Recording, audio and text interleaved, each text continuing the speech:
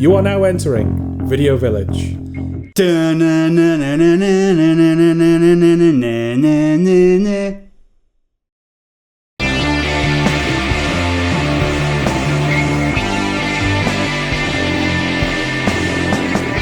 Coming up, Jordan reviews Love, Death and Robots Season 4. Sam reviews Overcompensating. And we both review Bad Thoughts, Final Destination Bloodlines. Until Dawn, The Studio. Nonnas, Government Cheese. and The Last of Us Season 2. Sam. Season 2. Starting with a Jordan review. We are. Go. Love, Death and Robots. Yes. Season 4. I don't know whether the show is telling me that there will be love, death, and robots, or whether it's telling me to love, death, and robots. No, there's a comma. There is a comma. Yes, after love. Oh, right, okay. It's a list of 3 things. I see, okay. Yes. In the title, the version of the title I saw, there wasn't a comma. Yeah, there's like the capitalized version, love, death, just nothing. Yeah. Then there's the emoji title. Yeah. But then, yeah, no, it's love, comma, death, and robots. Okay, well, Yes. never mind then. Yes. Now I know. Okay. It's an animated anthology series, for those who don't know. It's from Blur Studio, which is, I think, Tim Miller's animation studio. He of Deadpool fame, and he also, directed the first Sonic film, I think, or produced it. Yeah. No, yeah, Jeff Fowler directed Jeff Fowler all 3. directed it, Tim Miller is the genius behind the Sonic the Hedgehog redesign that the universe went no to.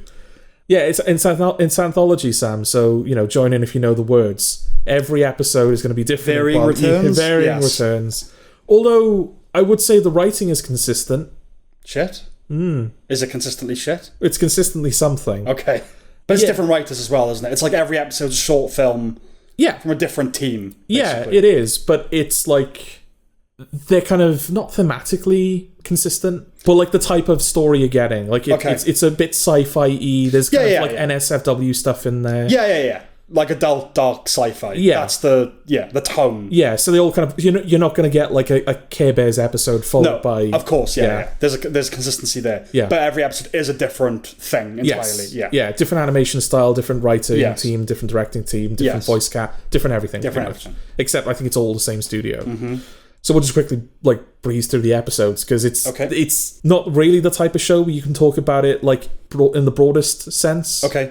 I mean, this is coming from someone that hasn't seen the first 3 seasons. I think I saw the first episode, as in the first episode of the first season, ages ago. After seeing reaction content for a couple of episodes and thinking, oh, that looks cool. Yeah. And I was so underwhelmed by it that I never went back to it. I saw a few episodes from the first season, Fincher, and maybe Fincher's from... It's split into volumes as well, isn't it? It's a weird thing. But, I think in the 3rd volume, it was his first directed Yes. thing. I saw that. Okay. Yeah. But you don't need to, obviously, do you? No, exactly, yeah. They're not, nothing... there's, the odd episode which might feed into another one, but not in any, major way. So, yeah, the first episode of Season 4, it's called Can't Stop.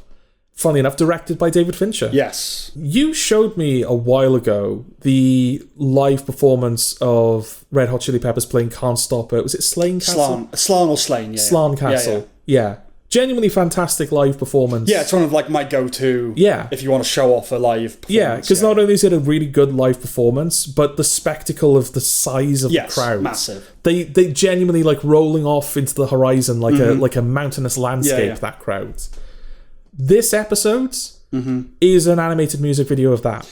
I watched that. Yeah. Yeah, I did watch it, because again, it's Fincher, like you said. Yeah. Yeah, and it's perfectly okay. I mean, it's marionette. That's the kind of... Yeah, that's what they've kind of gone for. It is animated, but it's style. It's styled, They all look like... It's a Coraline. Yes, exactly. Yeah, they're all kind of wooden puppets. And the execution of the animation is perfectly fine. And it's also well Fincher has previous with music videos. That's what he's directed a lot of music videos. Yeah. Yeah. But, I mean, it's actually smaller, isn't it? Well, that's the thing. Yeah. It's so bizarre that, they didn't use Can't Stop. They used this specific performance of Can't Stop. Yeah. Where I would argue the spectacle of seeing the actual performance is part of the experience of that recording. Yeah. I mean, it's a weird thing to do. Yeah. Just to kind of put that in anime. I mean, they do some things that didn't happen. At one point, he takes someone's phone and is filming himself and... then throws into the crowd, and then there are costume changes and things. But basically, it's just them performing. Yeah. There's no narrative and they move around a bit, like puppety chaos. But yeah, and you think, okay, if the whole thing is we want to capture the size of it, then you would like go even bigger or make it more, you know, do more with that. Yeah. If it's a small stage. If it was actual puppets, I would understand. Yeah. You go, okay, well, it's just impressive they've done any version of it. Yeah. But because it is animated, you go, well, why haven't they done this? Arguably, the one advantage of making an animation, is just you can infinitely scale it. Exactly. Like John Frusciante, I'm not sure how to pronounce it. When his intro riff, he kind of has to walk for 10 minutes to the end of the stage, and he does it in front of like the big spotlight. That's just not here. Like, he's just off to the side with the other band members. Yeah. And it was a bit... I don't know why this exists. No, genuinely, yeah. And I don't know whether it was the same for you, but it sounded like they were trying to go for this kind of semi-realistic soundscape. So, like, when they focused in on a certain instrument, that instrument is louder than all of the other ones. Yeah.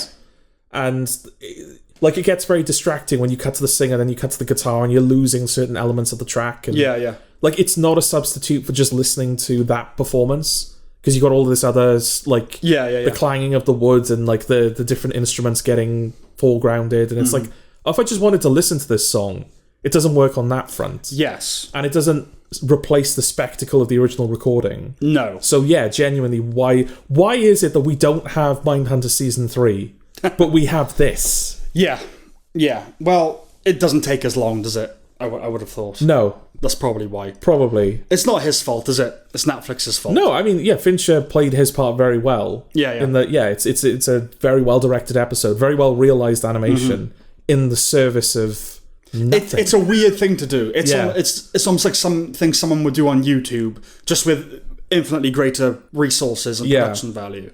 But it just feels like a fun project you would make for yourself, really, if you're a friend. It's like he wanted to direct their music video and wasn't allowed to. It's like, okay, well, I'll do my version of a music video. Yeah, it's a weird one. Yeah, definitely a weird one. And to start your season with that as well. Yeah, it's because it's Fincher, you're right. It's Fincher, so it's, you know, he's the biggest name director. And because it's insubstantial, it's pure style. Yeah. So it's like an easy, gentle lowering in. But I don't know what came after, so... Well, I'll tell you. Tell me. The second episode is called Close Encounters of the Mini Kind. Okay. Mini in every sense of the word, because it's a 7-minute episode, but it tells the story of a classic alien invasion film. In miniature. They're kind of like miniature diorama, like little toys, almost like stop motion animation, like little toy figurines telling that story. Yeah. So like they encounter the aliens in the desert, and it cuts to like a rural farm in America. This guy is like about to sodomize his cow. Sure. Because it's Love, Death and Robots, and it turns out this is what they do, is they put shit like this into the thing, and it's like, okay, that kind of, okay. Close Encounters of the Herd kind. Oh, because cows? Yeah. Yeah. And it's a close encounter. Indeed. And the aliens abduct him, and they anally probe him, and of course it's Love, Death and Robots. You see the probe, like you see it go to the cavity. Go like into his cavity and then whirl him around a little bit. And then, it's the war between the humans and the aliens. The animation is very well done. Sure. I actually really like the animation style in this, and I wonder if it's starting to have a bit of a moment, because this kind of animation style is very similar. There's a similar thing with the opening sequence for Murderbot and Duster, which are both shows that we're watching and probably will review in future episodes. When they're done.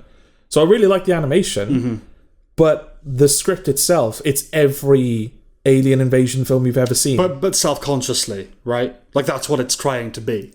But that is what it is. Yeah, I'm not saying... Yeah, but like, it's not fallen into a trap. It's achieved what it set out to achieve. Just, again, but why? Yeah. Yeah. Yeah, because other than, like, I guess the one little bit at the end where, like, the main weapon that the aliens use, they're kind of like black hole guns, I think, because they kind of absorb... So the humans kind of manage to get their hold of that technology, and they're about to fire it at the alien mothership. But then it falls over and they fire it at the Earth. And so the whole galaxy gets sucked into a black hole. And then it zooms out to like the entire universe. And you see this little like fart bubble where the Earth used to be, just go... Sure. And that's like the joke that it ends on. Okay. And that's like the one bit where it felt like, okay, that's not a generic component of... Like everything else in this, I've seen this in every other alien invasion film. That's like the one thing that this story had to add to that. Okay. Kind of the joke of like, oh look, all of the disaster, and it's just like that tiny bit of the universe. Yeah. Yes. But other than the animation itself, again, there's kind of nothing here. It sounds like the show is just kind of it's almost like a stoner show. Just light up a blunt and just, oh yeah, that was cool. Like, the script doesn't matter, you know? It's more the concept art. Well, the first 2 episodes definitely, because they're definitely prioritizing the spectacle of the animation, and the competency of the animation over any kind of satisfying narrative or kind of thematic exploration. How many episodes are there? 10. Okay. 3rd episode is called Spider Rose, and the animation style for this, I don't know how to describe it, because it's not like it's photorealistic, but it's like you can tell that it's still animated. Okay. It's kind of like video game photorealism. The kind of thing you'd get in like those E3 CG trailers. That lie to you. That lie to you, yes. yeah. Where you look at it and you go, I can tell from the fidelity of the motion capture that they are going for photorealism here, but it's so clean looking that it doesn't feel real. Okay. So I can't really invest in like, oh, this feels so real, you know? Okay. That kind of like Sony reveal trailer kind of quality of animation. This one's about like a woman who lives in like a spider web of debris in space. She's negotiating with an alien. She wants a weapon, and they're like, "We'll do you one better. This is my pet axolotl. He's yours for like 90 days." Right. And she's like, "All right." So they like bond, and then she finds out when it eats something, it kind of assimilates it. And then the guy that blew up her planet comes to destroy her, so they have a fight, and then that kind of destroys the station. She gets trapped with the thing, and she's like, oh, you're not going to survive until your masters come, so you can eat me. And it eats her. I don't really like this one. I don't really know what it was.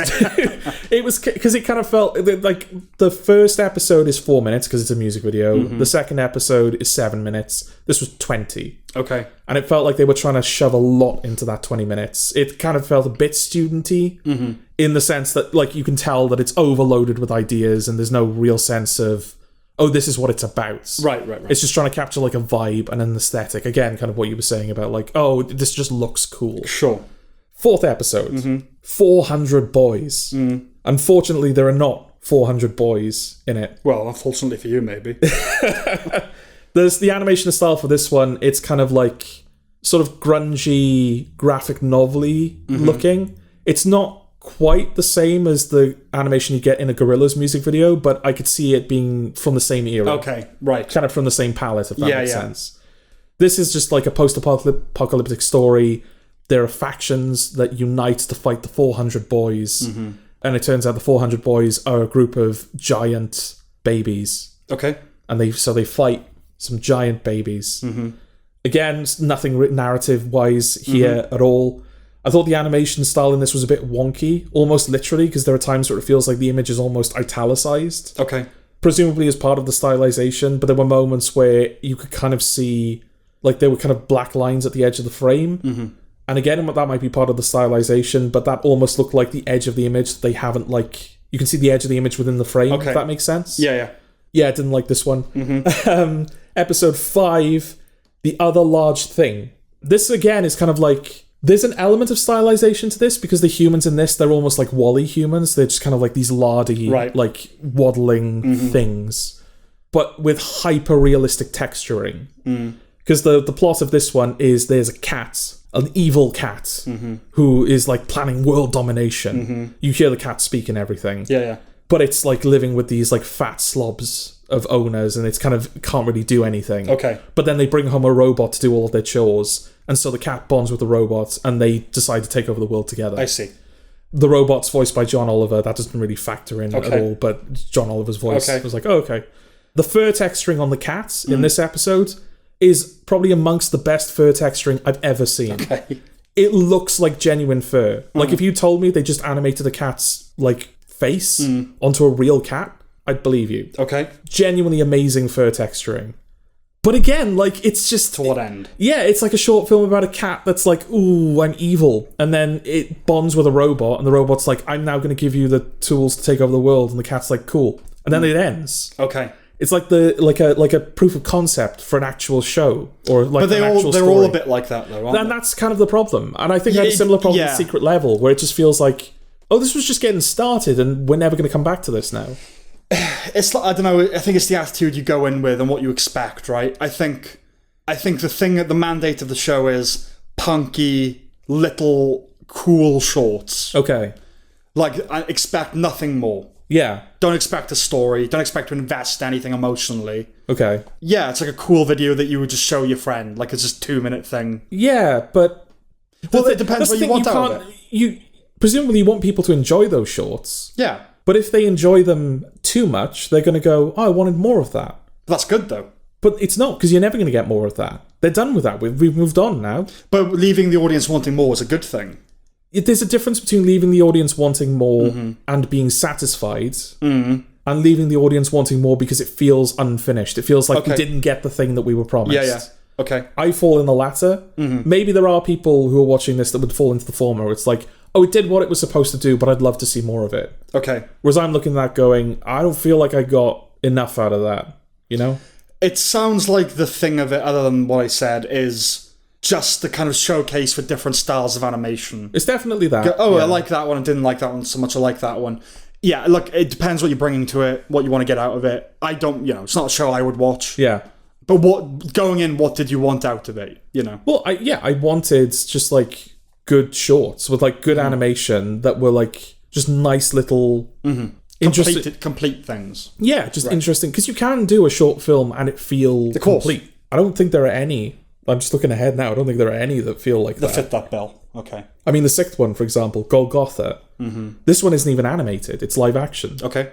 And it's got fucking... What's his name? The fucking Zero Chanting Software guy that you hate as well, the New Zealander. The who? Oh, yeah. Yeah, what's his name? Rhys Darby. Yeah. He plays a priest who... Do you remember that episode of Simpsons Treehouse of Horrors? I forget which one specifically, but there's like a short within a Treehouse of Horrors episode where dolphins come onto the land. No. And they're like, hey, you've abused us. We're taking all your shit now and banishing you to the sea. Okay. It's that. All right. Rhys Darby's a priest. He has to like have a conversation with an alien who then has a conversation with a dolphin, and it turns out the dolphin is their god. Right. And the alien's like, oh, our god just told us that you were bastards to this dolphin. Okay. So we're going to destroy the world. All right. And as the aliens are starting to invade, it ends. And it's like, right, okay, that's another thing where it feels like it stopped just as it was about to get going. Hitchhiker's Guide to the Galaxy has a thing where the dolphins knew that the world was ending way before anyone else did, so left. Oh, right. Yeah. They all left. They tried to tell us, but we couldn't understand them. Okay. So they just fucked off. How old is Hitchhiker's Guide to the Galaxy? Late 70s, 80s, okay. for the most part. Maybe The Simpsons. I don't know if The Simpsons took it from that. Maybe. Because I was thinking The Simpsons, but if that predated The Simpsons... I mean, it's a different story now. It is different. But the idea of dolphins being this sentient... Yeah. I mean, if it happens enough times, then there must be some kind of logic to it, you know? Episode 7, I mean, by this point, I was just motoring through them, you know? I kind of watched them all in one go, more just to get it out of the way, rather than being invested in anything. Because to kind of spoil it, I think episode 5 might have been my favourite, and even then, it felt kind of lacking. Which one was 5 again? That was the one with the evil cat. With the amazing fur textures. Oh, okay. And that's the thing, that's how I'm going to remember it. Oh, it's that evil cat short with the amazing fur texture. Without having watched it, I'm going to remember it as Cats of Dogs, but with a robot as well. Well, that's another problem as well, because Golgotha, I was like, oh, it's like that Simpsons episode. Yeah. And then I described episode 5 to you, and now you're going, oh, it's like Cats and Dogs. There's a cat that wants to take over the world that speaks. Yeah, that's Cats and Dogs, right? Yeah, like all of the one, a lot of them, it's like, oh, it's that. Yeah. It's just that idea. I did expect you to say that they buy a robot, and it befriends the robot, and it loses its world domination. Oh, no. No, okay. They decide to, okay. Yeah. Like SpongeBob. Like that film, the SpongeBob film that you saw this year. Oh, Plankton. Yeah. No, they all hate humans. They're like, fuck it, let's destroy humanity. Okay, yeah. All right. Episode 7, The Screaming of the Tyrannosaur. This is another kind of corporate Sony realism animation type thing. I think there are a bunch of people on like a space station fighting dinosaurs. Doctor Who? No, it's like different from Doctor Who because they're just like... I haven't seen it. It's just I know the episode you're referring to, but in that, it's like, oh, the dinosaurs are like good. Whereas in this, they're like fighting them. It's like a gladiatorial thing. Right. The only thing I really remember from it is that Mr. Beast is in this episode. Okay. And I saw an interview with Tim Miller saying that, oh yeah, we cast Mr. Beast on purpose to get younger audiences to watch the show. Okay. Now, bear in mind, this show is like 18 plus, R-rated in America. And it goes back to this conversation that we had before. I don't know if we had it on the podcast. But I told you that one of my bugbears is, why do we have green band trailers for R-rated films? You're advertising the film to an audience that legally can't go see it. Yeah, but with a wink. Yeah, but like, why are we allowed to wink at minors, you know? You're allowed to wink at minors. So you don't flash them. Hey, you know, go see this film you're not legally allowed to see. Yeah, but that's all right, and it's like a big inside joke. Like, everyone knows that they're going to do it. It's like, it's something you kind of just let be, you know? Yeah. Yeah, I mean, younger is a relative term. Do they mean 18 to 24? Or do they mean children and teenagers? Well, Mr. Beast, so yeah, like the YouTube generation of like I don't know what that kids. means, though. Well, I guess like the young kids aren't on YouTube anymore, they're on TikTok, but... Yeah, YouTube is like men in their 30s and 40s at this point. A certain strand of YouTube, yeah. I don't know how many young people are kind of spend their life on YouTube now. But I would just be curious about what the audience is for Love, Death and Robots anyway. I can't imagine it skews older. It sounds like one of those young person shows, you know? If I explained to my grandfather, I know that's an extreme example because he's in his 80s, but he'd be like, I don't know why that exists. No, the content of it definitely skews towards younger, like you said, kind of like stoners, like that kind of demographic. 20s, yeah. Yeah, I think it would also want to pull in just people that love animation, people that are interested in animation. Well, they are mostly younger as well. They are mostly younger. But yeah, he was like, oh yeah, I wanted to cast Mr. Beast because young people would watch it. And I think most people have reacted quite negatively to that. Okay. Because let's not forget, Tim Miller is the genius behind the original Sonic redesign. Yeah, and Deadpool. And the original Sonic redesign. But Deadpool too. Yeah. I don't like Deadpool either, so you're not winning me over there. Oh, no, neither do I. But people do, don't they? Yeah, well, they're wrong. They are wrong. Episode 8, How Zeke Got Religion. Okay. I think this is actually objectively probably the best one, but I was motoring through at this point, so it didn't leave much of an impression on me. I think this one was hand-drawn animation. Not like that kind of Cuphead, old Disney kind of... I know. What's it called? Rubber hose animation? Yeah. Just kind of like more modern hand-drawn... I can't really think off the top of my head of a good comparison.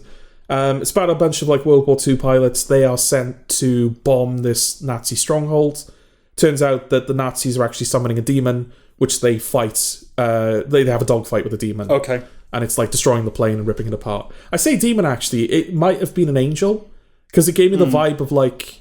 You know those depictions of like biblically accurate angels? Yeah, how they're actually described. Yeah, where they have like 1,000 wings and 10,000 eyes. And like Bayonetta did it as well, where it would have like this angelic baby face, but this kind of demonic hound body. Well, angels are meant to be terrifying. Yeah. So, yeah. So it might have been an angel, because they were in a cathedral. Okay. It's just because it came up from the ground, I assume demon, but it might actually be an angel, which would be an interesting twist, maybe. I don't know.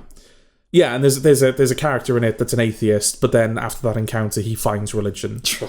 Yeah, in terms of just like how this episode does a pretty good job of like conveying things to you without outright telling you, because it knows it's got a limited runtime. So like there's a guy that they take on the mission with them, they don't know what he's there for or anything like that. He's got this weird device with him, but then just as the angel demon thing is kind of brought into the world, the device kind of lines up in a way where you realize, oh, it was a tracking device. Right. And just like little details like that, where it feels like it was scripted competently because it gets a lot of details right in a way where you pick up on them without having any exposition. But it didn't leave an impression on me. But people might like it, I don't know.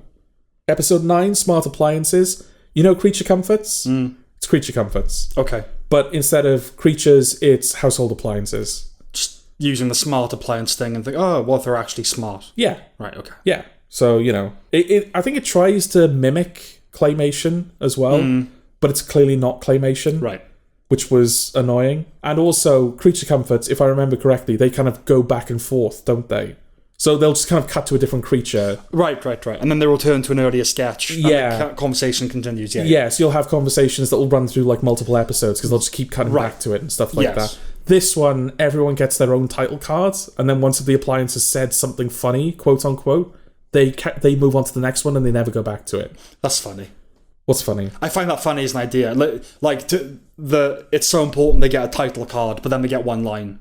That's funny to me. Okay. I'm not saying it's not funny in execution. No, it's not funny in execution. I actually found the pacing of it quite awkward because it's like, here's a thing, here's another thing, here's another thing. And it's like, oh, okay. It's almost like the Blacklist, but of animation. It's like they're all proofs of concept for... Yeah. You know, look, this is what this film could be if you just give us the money. Exactly. But yeah, again, like, you know, it's Love, Death and Robots. So there's a shower head, which is lamenting the fact that it's used for masturbation. And then literally the next thing you see is a dildo. Okay. And it's like, right, okay. So a vibrator. So yeah, vibrator. Yeah, sorry. Okay. Kind of similar. Yeah, same function, but yeah, a dildo's not plugged in, is it? So no, I suppose so. It wouldn't be an appliance. Is a dildo an appliance? I don't. It has an application. yeah, one applies it. I wouldn't use the word appliance. No. Okay. No. Fair enough. Yeah. And the final episode, For He Can Creep. This is another cat episode. Okay. Not related to the first one, because this has kind of got, it's sort of, again, kind of hand sketched, I think. But kind of, it reminds me a little bit of like that kind of Da Vinci style of old kind of sketches, right. You know? Maybe that's not the best comparison. Like the Vitruvian Man. Yeah, kind of. Like that kind of, I don't know, I could imagine this being sketched with quills, you know? Even though it's fully coloured in and everything. Okay. Yeah, I don't know. I can't think of like a comparison, but it made sense to me. Okay. Yeah, this is about a cat who is battling the devil for its master's soul. Right. The devil played by Dan Stevens. Okay. Who seems to be in everything at the moment. He's had a bit of a return, a bit of a resurgence. Also, he does like a demonic voice in this, which apparently is completely unaltered digitally. Oh, right, okay. And if that's the case, that is quite impressive, because it does sound like a proper demon voice. Oh, really? Okay. Yeah, it has like, the timbre of it completely changes. Yeah. So if it's unaltered by machine, that's quite impressive. Yeah, reminds me of Billy West when he did Futurama. He had to do a voice that I can't even do it. It's like layered, like, ah! You know that, like that double. Ah! Yeah. He can sort of do that naturally as part of a. He used to be on Howard Stern, and they would do an impression of Jackie Marlin, like Jackie Marlin, and it would kind of be like that. Right. And they were going to manipulate it in post. He's like, I can just do that. Oh, right. I can create that staticky weird effect. But yeah, okay. Yeah. I don't recommend Love to What Series 4. Okay. I guess, the animation's really great, but like, why are we here? You know? Yes. To what end? To what end? Yes. And I think that's greatly unfortunate, because there are clearly very talented people behind this. And I wonder why I feel like that theme might recur this episode. But like, why, putting all of this investment into... It's an animation studio, so I get why you'd want the animation to be... The point. But like, get someone to write a script, you know? Right. Yes. You got David Fincher directing an episode. He didn't even have a script. He did a music video. Yeah. Yes, the only unwritten episode. And it's entirely possible that there are episodes from previous seasons that are well put together narratively speaking, or thematically, or they're interesting, and they're like good self-contained shorts. But the problem is, it's an anthology show. Yeah. I watched an entire season of it, and I don't want to carry on. There are things that I occasionally miss in TV that I then go back and discover, come to a bit late. But as someone who keeps his eye on television, nothing about that show has ever risen to the level of my consciousness. It's like, oh, you need to see this episode. Like, everyone's talking about this episode. That hasn't happened with this show. Yeah, my only knowledge of it in the culture is, like I said, it's kind of shown up on a couple of Corridor Digital, like, reaction episodes where they talk about the animation. I know it's David Fincher. Like, he's involved with it in a way. Like, he's a producer. Well, that was a surprise to me, that it was, like, someone as competent and as well-respected as Fincher was involved in this. Okay. Yeah, no, I knew that much. But I don't think hands-on, Yeah. But, okay, so you don't recommend it? I do not recommend it, no. Okay.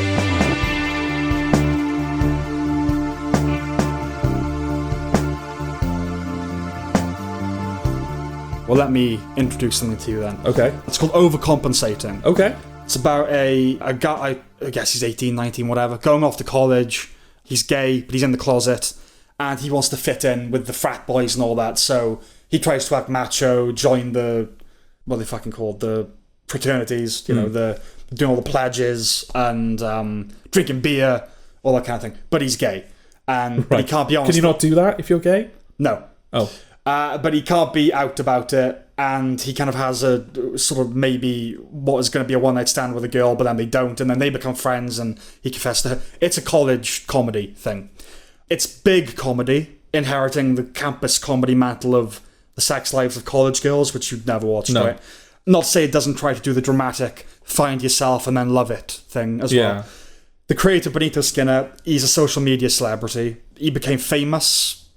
I don't know. Like, you could be famous and I haven't heard of you, for doing camp impressions. She does like Kim Kardashian impressions and things like that. Okay. I haven't watched any of his videos. I never will. Right. But I imagine they're worse than he is in this show. Okay. I did not like him in the show, but he was run-of-the-mill camp, playing himself, basically, I would imagine. It's very gay. Okay. I don't care about most will they, won't they's and shows. Is it Gay the Musical gay? Nothing's that gay. No. But I really didn't care about the gay couple in this. Why is anyone closeted anymore? It's not a period piece. I think they use a lot of music that would suggest it is. Okay. Like when he went to college, but it's actually a modern show. Like they have all the modern apps and all that kind of thing. They did a similar thing with English Teacher, right? Where it was like it was set in the modern day, but it had like a sort of 80s like throwback. The soundtrack was very 80s from what I remember. I don't remember. I mean, Sex Education is what's like very deliberately sort of set nowhere. Like it's kind of America and Britain. Okay. And there's a hype. Anyway, I don't talk about that shit. Right. But yeah, also falsifying macho-ness is not unique to gays. I would refer you to Roy and Moss, their experience in football. Yeah. The tone is very Gen Z. It lampoons it to a degree through its excess, but it's nonetheless insufferable. Things really are just going to hell. Okay. Basically. I know college comedies are rowdy and raunchy, but it just felt different back in the day. Back in the American Pie days. It just felt different than it does now. If American campuses are anything like they're depicted in media, I thought it was bad enough over here. I thought it was bad enough when I was, 20, in my final year of uni, and I saw someone walk into the cafe wearing a denim jacket, upon the back of which was inscribed, "Fight the system." Right. And I didn't know what that meant. Oh, to be so innocent again. But yeah, I didn't know what that meant. I thought, oh god, that shit's... But no, it's bad enough here. There's a film professor that quotes himself. That's quite funny, because that seems like the type of thing that would happen. And it might well be that film students lie about their tastes, but it's not an accurate representation of a film class for them all to say their favourite film is The Godfather. Oh, yeah. That's not a thing, you know? No fucking 10-hour French films but that's are ever mentioned. But that's not accurate. You might get one or two that. Yeah, you get one or two One of or two like that. Like, we went to uni and studied film-adjacent things. Everyone had normal answers, you know? Yeah. Someone might have lied, but, like, someone would say, I don't know, The Social Networks. You know, like, people are different. But it's like, yeah, that's legitimately... Yeah. That could be your favourite film, you know? The main character later watches The Godfather, because he hasn't seen it. No, none of them have. That's sort of the joke. Right. Saying earnestly to another gay guy, I couldn't recommend it less. Okay. I guess it's not gay enough or something, right? Right. He's meant to be likable, this guy. Yeah. And he's saying, I couldn't recommend The Godfather Are we at less. that point with The Godfather? Because I remember having that, like, people in my film class having that conversation about films like Vertigo. And, you know, older films that, like, you need to have a certain temperament to be able to sit through. Right. Is The Godfather now at that point where it's, like, too old for people? Any film... Yeah. Okay. When we were in uni, Jaws was too old for people. The Godfather was not just too old for people, but too, like... What would the... Detached from the current sensibility and that kind of thing. Just like, oh, it's like an academic watch now. It's not... Yeah. You don't watch it to enjoy it. Blokes like The Godfather. Yeah, it's a dad film. Yeah, a blokey film can't be an academic watch. Blokes back in the day had more patience and a different view of the world than... I mean, blokes aren't really a thing anymore. Okay. You know? Right. We lost blokes. We're losing them. We're definitely losing blokes. Yeah, dad films like The Shawshank Redemption, Taxi Driver, anything Scorsese does, Apocalypse Now, yeah, those dad films. But no, they're long. So anything long is like a chore. But that's the thing, if it was delivered in a way that's like, I couldn't recommend less, haha, that character's obviously a Dumbo. Yeah. But it's not. You're meant to kind of go, yeah, it is. If we're being honest, you know? Right. If we're really in it, fuck you. Yeah. It's like, and I'm not your 10-hour French film guy. I think we've established that much. Oh, definitely. I'm not a pretentious film guy, you know? It's The Godfather. It's a mafia thing. Anyway, I didn't like anybody in the show, least of all the lead. Yeah. Especially when he's clowning and gurning. He's unbearable. Look, gay is gross. Oh, okay. We get acculturated out of it, but if you're not gay, the most basic, primitive part of you goes ew. Right. In the same way any sexuality that isn't yours does. Okay. Right? Let's just be honest about it. No intellectual opposition to it, no moral judgment, no hierarchy distinction, just mild revulsion bodily. Right. But you're lying if you say you don't have it. Like two men kissing. There are layers upon layers of you being okay with it, but at the very bottom there's a ugh. Well, in the sense that I couldn't imagine myself doing exactly. It. Yeah. That's all I mean. But that is the most basic, primitive part of you, right? And I think when you get really... I'm just being honest about it. Okay. As a straight guy, when you get like things like this, this part of you that goes, oh... but like not in a moral way. It's not my thing, you know. Carl McLachlan is in it a bit, and Andrea Martin, you know, Sister Andrea from Evil. They're welcome faces and anything, but they're barely in it. It's a very well-reviewed show that I found quite hateful. Okay. People that love Eurovision and drag will love this. Fag hags, people that live on the internet, young people, to be avoided. Hateful in the sense that you hate it, or hateful in that it has hate in its heart? No, I hated it. You hated it, okay. No. Oh, it has acceptance in its heart. Oh, right, okay. Hateful. There's also, I didn't bother doing a review for it, but I watched another show called Adults, which is new. Okay. I don't know if you're familiar with it. Similar vibe, similar generation. It's young people that live together, like Fresh Meat kind of, but in America. Right. It's the same thing. That's why I didn't even bother. So there you go. There's your review of Adults. Right. It's the same thing. Not a recommendation, as you might. It doesn't sound like one, no.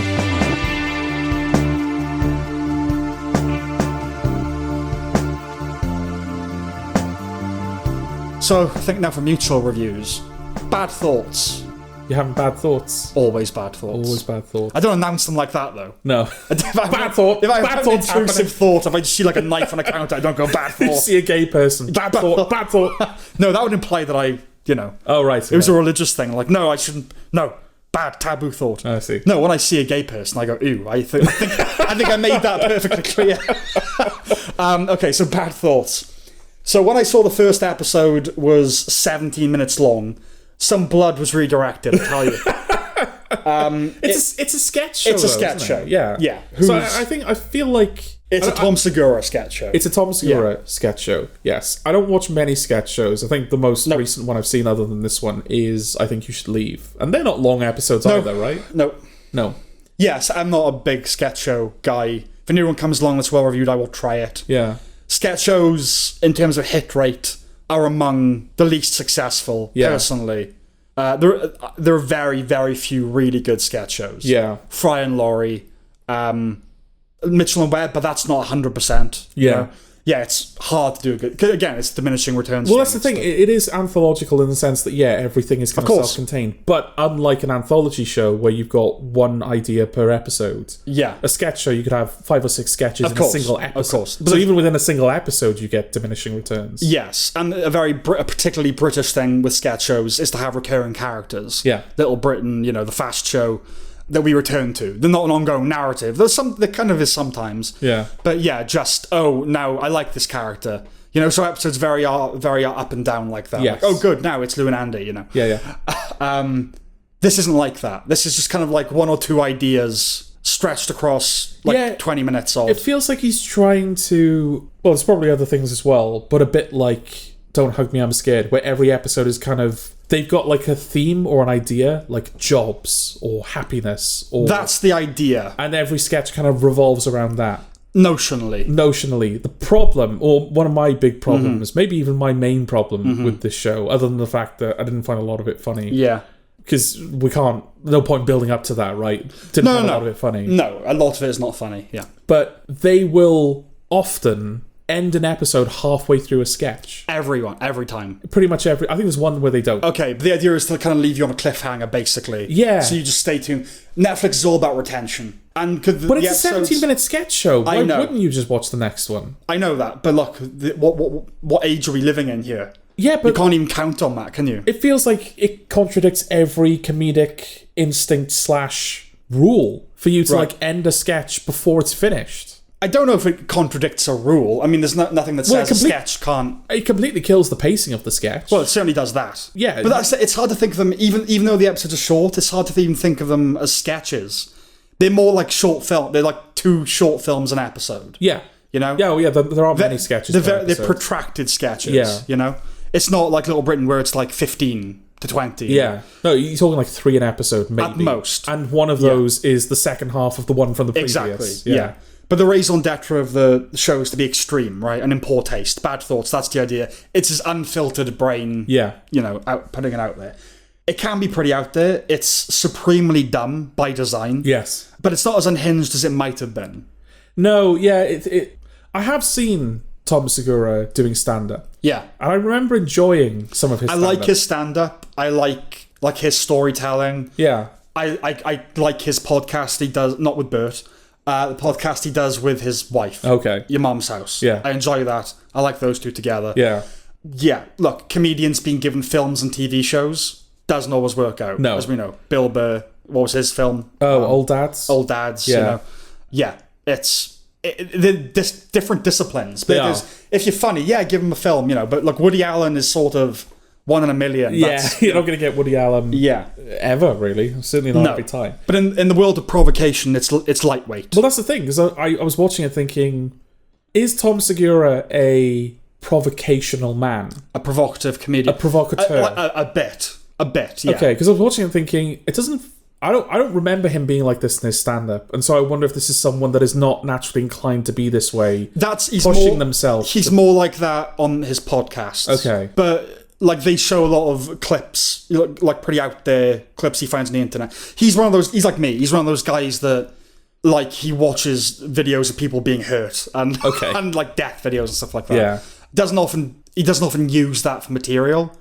But, yeah, anyway. I will say I did quite enjoy, a lot of it did feel stream of consciousness, and I felt they like, took that idea and did put that on film. Yeah. You did feel like, they're making it up as they go along. Kind of thing. So I thought that was all right.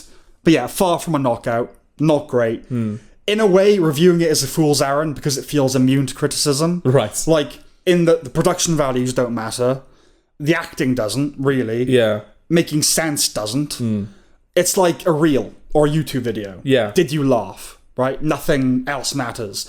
I will say that Tom Segura is a better actor than I imagined he would be. Okay. He's not Daniel Day-Lewis. He's not even Tim Robinson. Yeah. But I didn't know what to expect, and it's a bit better than what I expected. Okay.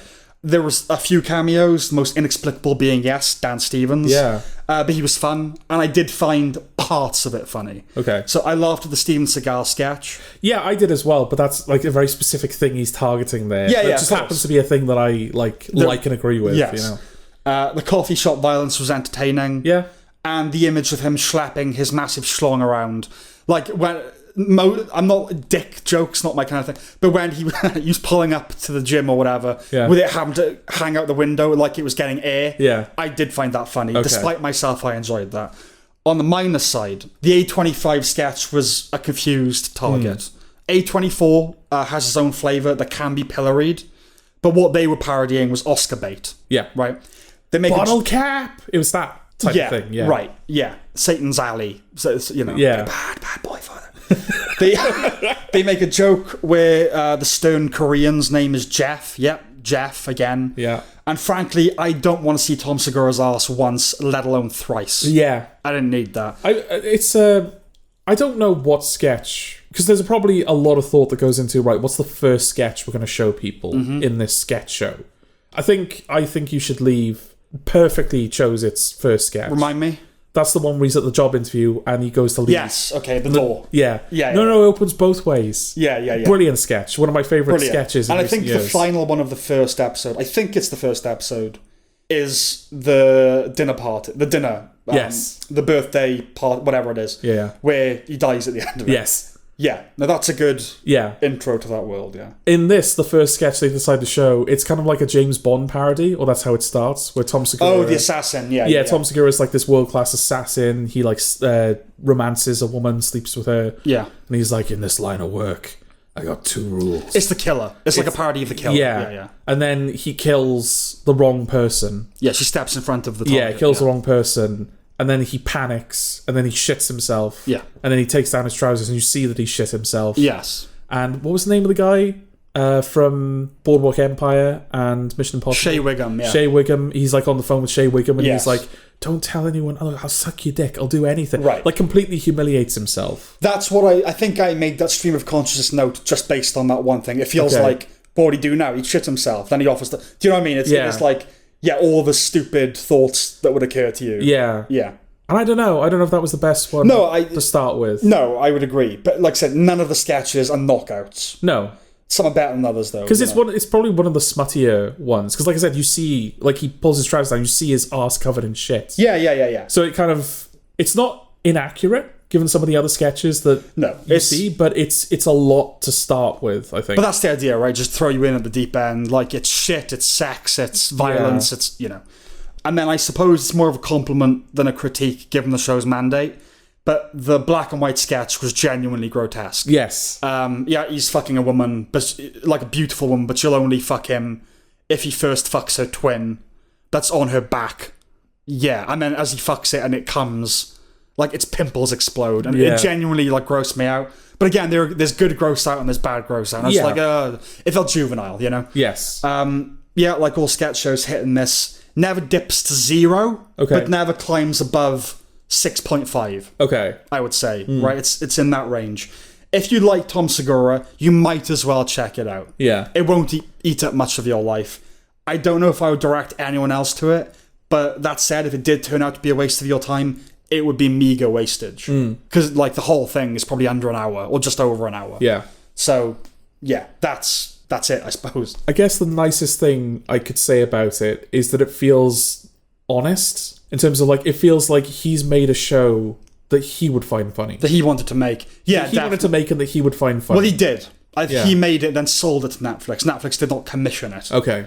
So it is very much his. Yeah, and I can't fault him for that. No, he did what he wanted to do. Yeah, this is not like a Megalopolis type disaster where it's not the folly of an auteur. Yeah, it's not what he it is what he wants to make, but fucking look at it, you know? Yeah, it's what he wants to make, but like again, it's immune to criticism because you would go, yeah, well, it's the whole when Kevin Smith was taking shit for Cop Out. Yeah, he was like, it's not called Schindler's Cop Out. It's meant to be a bit of fun. It's like, well, it's not. Yeah, but it kind of feels the same here. If you want, it's not that great. He's like, well. It's dumb. Like, what did you expect? Yeah. Yeah, but come on. There's good dumb and there's bad dumb. You can do dumb well. Yes. And there are a few instances in this where he doesn't do dumb well. Yes. But, like I said, he clearly made what he wanted to make. And that's a good thing. And yeah, I can't fault that. It's just, I'm... More than anything, I'm just disappointed that I didn't find it funny. Same. I wish I liked it more than I did. Because I wouldn't call myself a fan of Tom Segura, but he's someone that I've been meaning to get into more. He's good. And you should definitely listen to the podcast with his wife. Yeah. I think because we heard about the show... And for a long time, didn't have an article on Wikipedia, which is like, oh dear. But yeah, and then we found out it was Tom Segura's show, and then they released a trailer. Yeah. And his wife's involved in it. She's in one sketch. Yes, yeah. But we expected it would be like most sitcoms or most shows made by comedians.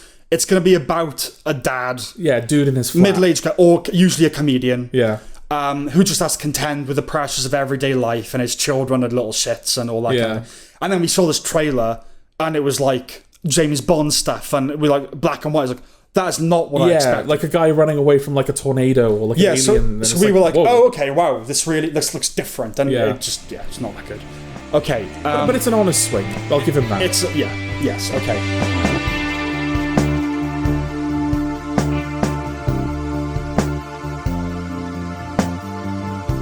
Final Destination Bloodlines. Mm-hmm. What's this about, George? It's a Final Destination film. It's the final Final Destination film, right? I don't know. It's certainly Tony Todd's Final Destination film. It is that. Because there's a nice little, they kind of honour him in the credits, and it's like, oh, okay. Yes. I've got no connection to the Final Destination franchise beyond the fact that my mother is a big fan. Okay.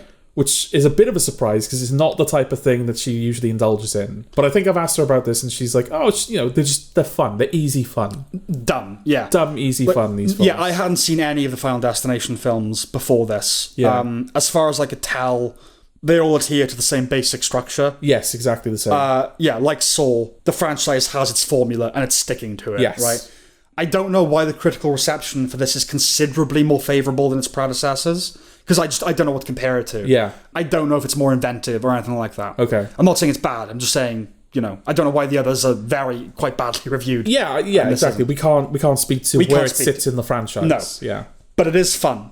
Yes, I'll give it that. The gore isn't analog, but okay, But this is fine because I think when we reviewed The Monkey earlier this year, we said there are moments where you can tell it's not practical gore. Yes. But in those instances, they probably couldn't achieve it practically. Right. The spirit of it is so you're on board with it. Yeah. Yeah, it's exactly the same. And this is exactly the same, where it's like, they probably couldn't achieve this practically. Yeah. But that's because some of the kills are so out there. Yes. That it doesn't matter that they're not analog. Right. No, I agree. Because the creativity is like enough to carry you through it. I agree. It's self-consciously big and dumb. Yeah. Gratefully requiring no thinking. It made me want to watch the earlier films. Not necessarily because I thought they'd be good, just because they felt like something I missed. Yeah. Because they're like cult teen favourites from the noughties, and like, you know, I Know What You Did Last Summer, it's in that similar camp. Which I guess is what you'd want from what is essentially the finale of a franchise. A big send-off that feels it's supposed to be celebrating the films that came before, but without bogging you down in the, oh, but I don't know who this character is, I don't know what this is for. Yeah. I don't know what that reference is. So, well, I did then watch the first one. Okay. And I thought, yeah, I've got it. All right. Like, it's not that it's bad, but it's like, yeah, okay, I know what this is. Yeah. The first one is, I would imagine, the best one. Like, it's not great. Is the first one the logs? Oh, it's the plane. The major accident in the first one is it's the plane explodes. Okay. Yeah. Because I know that the iconic Final Destination kill is the logs on the back of the lorry. Yes. I think the first two are the most well regarded. Okay. And then it's like, it dips really low beyond that. But yeah, the first one, I did it for the vibe. You know, I did it for because it's 2000. Yeah. It feels very Donnie Darko. Okay. Scream, all that kind of stuff is in there. I just, you know, I grew up on that stuff. So yeah. Incidentally, when Michael Bay was producing those shitty Platinum Dunes reboots of 80s horror films, that's about the same time gap here. Oh, really? Well, between this and the first Final Destination. Oh, wow. Okay. So when he was doing like all the Nightmare on Elm Street stuff, that was the same length of time. Okay. So, feel old. Right. If Saw is rejoicing in the grisly invention of the contraptions, much of the fun here is anticipatory. Yes. Right? There's a monkey, to go back to that, a monkey-esque revelry in the violence, sometimes explicitly comedic. They're not afraid to kill a kid as long as it's a snotty one. Yes. The first installment, and I imagine the follow-ups, are more straight-faced. Fatalism is the word here, right? Yeah. Considering that many of the deaths spring from the laboured aligning of physical elements. Yes. A succession of like Rube Goldberg machines, many of which are dependent on falling. I have decided to call the panoply of gore the gravity rainbow. Oh, right. Because that's kind of what it is, just things falling on people and... Yeah. No, that's one of the things I really liked about it, because I think it serves two functions. Obviously, it's kind of setting up you get to see the contraption. There's a mechanism at play. There's a mechanism at play here, but it gives the films opportunities to kind of troll you. Yes, like that fake outs. The little shard of glass in the ice, like that does eventually come into play, but it's a while before it does. Yeah, like that feels like the kind of thing that you'd invent upon after the first one. They have, I think, a couple of things in the first one where it's going, you thought, but no, they kind of learned that in the first one. Yeah. But I imagine the sequels is a lot more of that. You thought so, didn't you? And there are some objects as well where they don't even come into play until a later sequence. Yes. So it's nice if you're watching the film linearly rather than watching it in bits and pieces, in clips and stuff, that you actually see these things pay off. Absolutely. It's like, oh no, that does come back later. But what's also nice about it is because it's focusing in on these like details of a scene, and when it does, like the sound design accompanies that, so it'll zoom in on a lawnmower and the lawnmower will get really loud. Yeah, it's almost like Sherlock's Mind Palace kind of thing. Yeah. But I thought, I don't know whether it was the same for you, that really helps build the anxiety of a scene. No, it does. It's all about waiting. Yeah. That's a lot, you know. You just see, like, they're just showing you, like, oh, here's a kettle, and you're like, oh, fuck, how's that gonna, like, what's gonna happen now? Yeah, no, definitely. Yeah. It's a series with an invisible villain, right? They never give any reason for the premonitions, I don't think, in any of the films. Okay. I like the idea of dueling cosmic forces enacting battle through humans. Okay. So obviously you've got God and Satan, but also Jacob and the Man in Black in Lost. Yeah. And the Oracle and the Architect in the Matrix. Yeah, like that's just kind of what I took from it. Like there's the battle happening you just don't see, and we are just like the playthings of the gods, you know? The characters aren't particularly memorable in this one, with a possible exception of Richard Harmon's emo dude. Yeah. He's the guy I'll remember from it. There are some because of his death or because of his character? His luck, his character, and his death, Yeah. There are some clever little twists in the plot, one of which relates to his character. Yeah. Considering his NDE, his near-death experience, ends up not being a contrivance of death. Yeah. You know, in the tattoo parlor. That scene's fucking insane. Yeah. Because considering it's got nothing to do with anything. Yeah. That's actually, there's contrivance and there's that, but that's fine. Yeah. Yeah, this is horror icon Tony Todd's final film. He's in all of them. He's the exposition guy in all of them. It was nice they provided him with an origin story in this. Yeah, and one that it didn't feel contrived. No, it's like, yeah, okay, that's how he kind of knows about all this stuff. Yeah, and it kind of links him back into, because presumably in the other films, and I am guessing here. Yeah. But because he's just the exposition guy, he kind of exists outside of the narrative. Yeah, he's an undertaker. So I guess maybe once or twice they encounter him in his job. Yeah. But this actually, like, he now has some stakes in the story because of the way that... Right. It turns out that, like, I think, again, the kind of the twist that the film puts on the formula here is that it's not the person that dies that has the premonitions that start the film. Yes. Or at least she did. But rather than this being the premonition of the main character, it turns out that it's her granddaughter. Yeah, she's passed on the premonition. Passed on those premonitions because this person has managed to delay death for so long. Yes. And that's what the film kind of says, is that, like, she's delayed death for so long. There have been multiple generations of her family that shouldn't exist. Yes. And so all of them are going to die as well now. Bloodlines. Yeah, bloodlines. So it's like generational kind of... Yes. Yeah. And Tony Todd was in the initial disaster, so he has also cheated death for quite a long time. Yes. But because death has to kill you in a certain order, he's stayed alive all this time because the other... Like, the grandmother had to die first. Yes. So, yeah, a lot of, like... It's still sticking to its formula. No, but it's put a nice, interesting twist on it. It's a neat little twist on it, yeah. And he's afforded a poignancy, isn't he? It's like... Yeah, that scene feels like you were saying goodbye to him. He was, not just the character. Going into filming, he told the producers and everything that he had, I think it was stomach cancer. Okay. So they allowed him to improvise his final lines. Okay. About appreciating life, you know? And then he gives a little look to the camera, doesn't he? Yeah. I think that's gone a long way to helping the film's reception. Yes. It's good anyway, but I think that a lot of people have really responded to that. Yeah. But it's a solid, lightweight horror film. A breeze to watch and fun. A very good date film. Yeah. Not that matters to some. Well, it's just a good communal horror film. But, like, it's sort of like the opposite side of the coin from a film like Screamboat, where you watch that with friends because it's awful, and it's fun that it's awful. You watch this with friends because it's genuinely good and fun. Yes. And it's fun to share that experience Absolutely. with people. And, yeah, like I said, it's quintessential date movie. And I just would like some thanks for my selflessness in recommending it as such. It's like Stellan Skarsgård and Andor. It's some variation on the planting trees I'll never see grow philosophy. You know what I mean? Yeah. But no, it's good.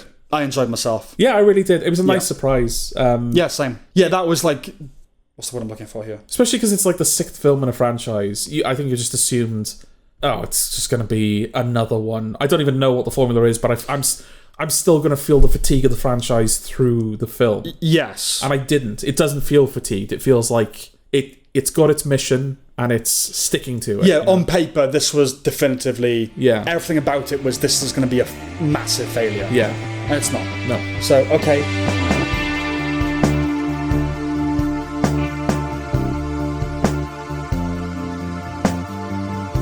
Until Dawn. Yeah, I almost gave the game away here because I watched Final Destination Bloodlines right after seeing Until Dawn. I know you did. Yes, you did. Sam keeps track of me. I monitor your progress, yes. And I pretty much did as well, actually. Yeah, and I think it was the right order to watch them in. Because I watched Final Destination and was like, oh, this was a nice one to end on. I really liked this one. This was fun. Especially after watching Until Dawn. It's good to talk about them back to back. Yeah. Yeah, so this is based on a video game, not that faithfully, as far as I can tell. No, yeah, it's basically taken the title, I think. Because yes, and the cabin. And the cabin. I'm not massively familiar with Until Dawn. I haven't played the game. I know bits and pieces about it. Yeah. I know that there are Wendigos, which the film does have, in fairness. Yeah, Rami Malek. Rami Malek, who is cameos on like a piece of paper, so he's not actually in it. Yeah. And the aesthetic of it. The snow. Yes, it's this, and this isn't that. This isn't snow. This is more cabin in the woods. Yeah, the woods. And any film that had an opportunity to have snow and didn't take it, it's a big loss. I would concur. I watched an hour and a half or so of playthrough of the game. Okay. Now the whole video was only 6 hours, so it should have got go. But the problem is now with playthroughs, an hour and a half, things aren't even started. Yeah, that's just the way video games are now. But yeah, I kind of got the idea of it. And like, yeah, I don't think the film is anything like this. No. Well, what's interesting about it is that, and I can't be the only person that's pointed out this irony, is that they seem to have taken a video game, one of the few video games out there that features permadeath as part of its narrative conceit, right, and turned it into a time loop film. Yeah. I mean, yeah, I didn't know about the permadeath, I don't think, aspect of the... But yeah, of course, like, what are you... This is just its own film with the title. Yeah, right. I mean, you couldn't... In fairness, you couldn't adapt that component of Until Dawn, because I think the idea is that... No, because that's life. Yeah. But I think the idea is that there are 8 characters in Until Dawn, and if any of them die, The narrative continues without them. And it's a butterfly effect thing. Every decision you make is supposed to influence... Yeah, so you could play a version of the game where everyone survives. You could play one where everyone dies. Right. And the game won't let you go back and like save a character. No. You have to carry on without them. Because it wants you to play it again. Because it's a short game. Anyway, so this is 5 young people, I think it's 5 of them, driving through the woods to find someone's sister. Is that what it is? Well, they find Peter Stormare, which is not who they were looking for. Yeah, find him first, because of course. Yeah. And then they find it's a visitor centre, right? Is that a visitor centre? Yeah. Yeah, and they get trapped there because there's this horrible rain thing happening. I don't know. Yeah. And then they start getting killed off. But then they, like Groundhog Day, they come back and they have to figure out how to escape. That's basically what it is. Yeah. It's a pastiche of cabin slashers meets, like I said, Groundhog Day, Edge of Tomorrow, Palm Springs, all that stuff. I didn't know PlayStation Productions was a thing.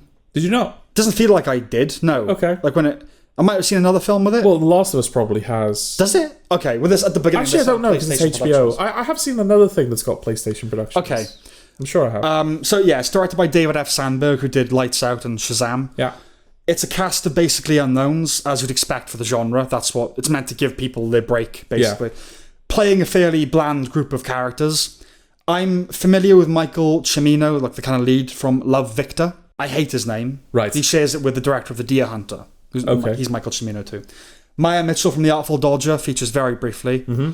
And Peter, I think it's Stormare. Oh, Stormare. Stormare, yeah. Okay. Stormare. Has he... reprises his role from the game. It is from... Yes, okay. He plays a doctor in the game, like I think a scientist. I didn't watch far enough for the reveal that he was evil. Okay. But it's Peter Stormare, so that was coming. Indeed. Yeah. Okay, well, I guess there's that as well. It's like, that bit's faithful. Yes. Cool. Has he ever aged? That's a good point. Yeah, he's aged well. Yeah. I will say. He looks exactly like my first exposure to him was Prison Break in 2005. Same. And he looks exactly the same. In our chronology, yeah. Because obviously he was in Fargo prior to that. Yeah, Fargo, Big Lebowski, Armageddon. Yeah. But he always looks the same. He does always look the same. Yeah, Horseface, Peter Stormare. Because when you think of like men that like age gracefully or that like age well, you think of like Paul Rudd or someone that like, they still look, they still look great for their age. They still look young, and he's always looked middle-aged. Yeah. Yeah. I guess that's how you do it, right? Yeah, always like that's why I went bald at, I shaved my head at 21 or whatever. Right, yeah. Because I'm going to age slower now. Yeah. They try to do multiple types of horror in one. That's kind of part of the gimmick. I appreciate the attempt, but it's ineffective. Yeah. There's plenty of gore, and the gore's practical. I give credit for that. Yeah. Look, not a lot. Yeah. but it is practical. It's a jump scare-a-thon. Yes. Right? The kind of film people that claim to be horror fans but aren't like. Yes. There's no understatement, no creep. It's a slasher, that's fine, subtlety not required. But it blows its load early on, and not in terms of sanguinary overwhelm, just the psychic girl goes full-on possessed near the beginning of the film, and it's like, there's no build-up to that. Does this film hate her specifically? Why do you ask that? She always seems to have the more brutal deaths. I don't know. Because she gets possessed in the second night. Yeah. And she has to put up with that. And then the third night, I think that's when they all explode from drinking the water. Yes. And everyone explodes like in one go, whereas bits of her explode. She's kept alive for quite a while with bits of her explode. And I think there's at the end as well, in the climax, she's the one that gets kidnapped and is put in the cage with the Wendigo. Right. So it's like, does this film hate her specifically? Maybe it's xenophobic and she's like Chinesey, right? Yeah. I don't know her origin, but she's somewhere there. But yeah, speaking of, it's handy having a psychic on the team, isn't it? Yeah.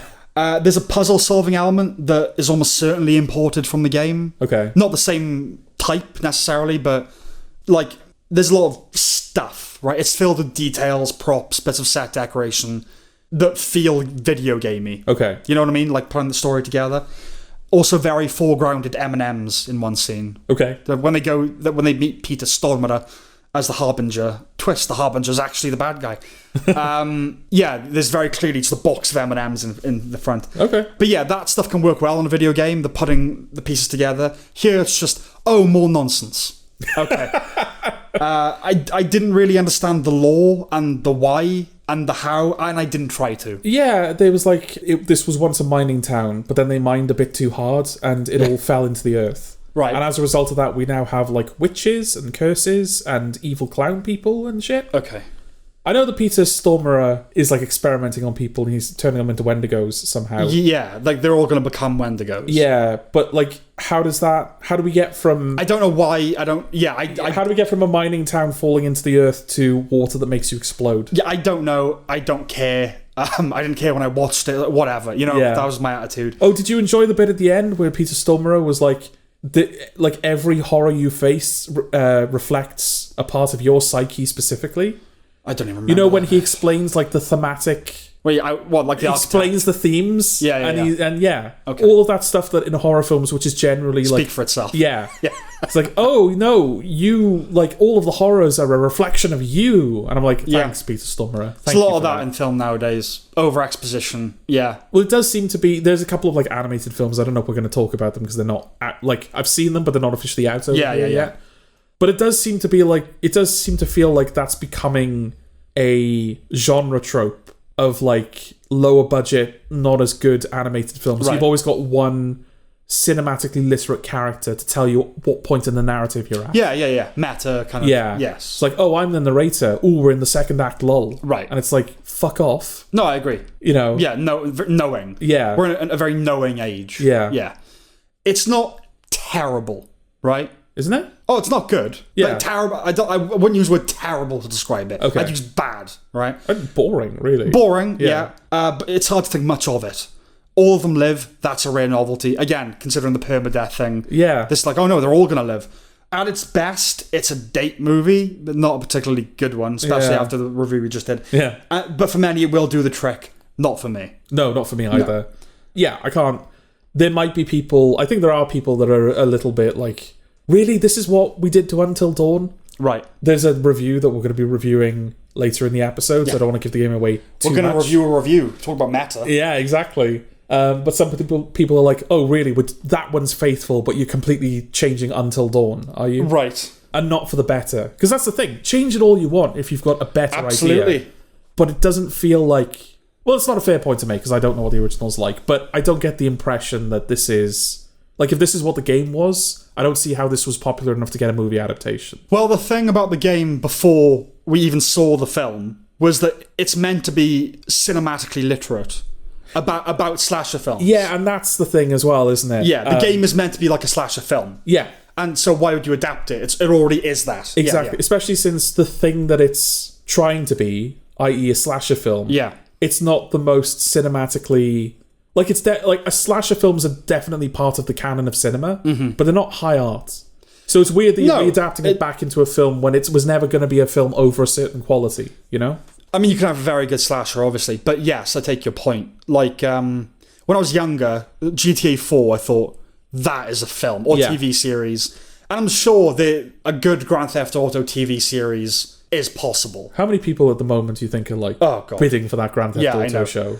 But nothing Rockstar, they don't do adaptations, do they? Is Max Payne Rockstar? Yeah, it is. Yeah, okay, so fuck that.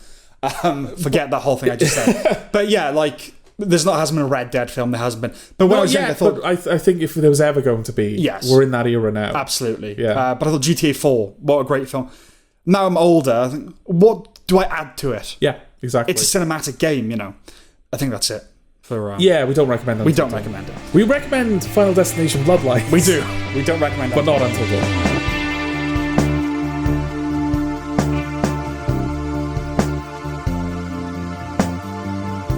The Studio.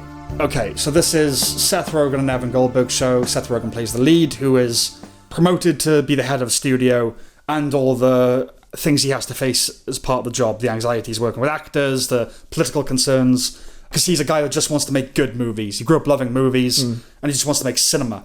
But the world doesn't let you do that in Hollywood. No, because after he's made the head of the studio, the first thing that he does is make Martin Scorsese cry. Yeah.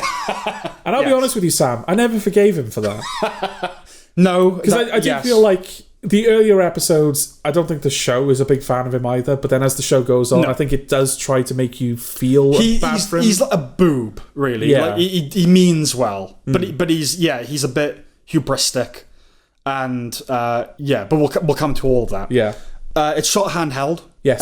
Many long takes, reminiscent of the cinematography of Emmanuel Lubezki. So particularly the recent films of Alejandro González Iñárritu. Yeah. Birdman really is the point of reference, isn't it? Down to the percussive score. The show's a satire of Hollywood, joining the ranks of Entourage, Belt and Think, State and Main, and The Player, the latter of which is the most relevant, not for the storyline, but for the ubiquity of celebrity cameos. There's an element of extras in there too, like celebs playing against type. The standouts this season include Martin Scorsese, yes, who I wish had done more acting in his life. Yeah. He's actually a good actor. Yeah, he's pretty good in it. And incidentally, I would love to see a Scorsese Jonestown film starring Steve Buscemi as Jim Jones. Yeah, that sounds really cool. That would be good. Yeah. And Bryan Cranston, who is, of course, fantastic. Yes. He plays a blowhard Bob Evans type studio chairman. Give that man another Emmy. Seriously, like his drugged up announcement in the penultimate episode, he's on this little canal boat. Yeah. And he's like, I have arrived! Like that, to me, that deserves to join the likes of I'm off, Yeah. By the end of the pilot, it kind of had me on board. Okay. Basically. One of the reasons for that is that the in-world movies were broadly plausible. Okay. Beyond the Jonestown film, because doesn't that feel like a thing you'd get? Yeah. We have the Kool-Aid movie, which is the recurring project of the season, which is a satire of brand-driven films. Nick Stoller doing a Kool-Aid movie where he hangs out with the other flavours and brands. Yeah. That seems like a thing that would happen. That seems scarily plausible. Yeah, exactly. Yeah. And that remains timely, the brand-driven movies, and may continue to be. The only danger with satire is its shelf life, right? Yeah. But we'll see. The Ron Howard movie didn't quite register with me. That didn't feel like a film that he would do. And the Dumb Apocalypse comedy directed by Spike Jonze, that rang untrue as well. Yeah, especially since the trailer that they were trying to promote. It's like a studio would never put out that trailer. No, exactly. Studios just don't have it's a trailer that it had too much of a sense of humor to it. Yes. I'm not just talking about how explicit it was, but it felt like it had too much of a sense of humor for a studio to be behind it. They would want to promote it seriously. I know what you mean. Yeah. But let's say Hollywood satire can sometimes be overly caricatured. Yeah. And this does occasionally fall into that trap. Yeah, and there's other little things where it does feel slightly like you didn't quite have that right there. Yeah. I think they mentioned at one point that Christopher Nolan was doing a female-led film. Because that's what you do now. Right. And that didn't feel right. It didn't feel like Christopher Nolan would do that. Did they say that? Oh, because he's been forced into it, basically. Something like that. Okay, because that's not at all accurate. Yeah, it can be too broad, but less so than its compatriots. Yeah. As Hollywood satires go, this is more plausible than most others I've seen. There's a lot of things, like you said, the Kool-Aid film, where it does feel like it's got its finger right on the button there. Yes. It really knows, this is what current Hollywood is like. Exactly. Yeah.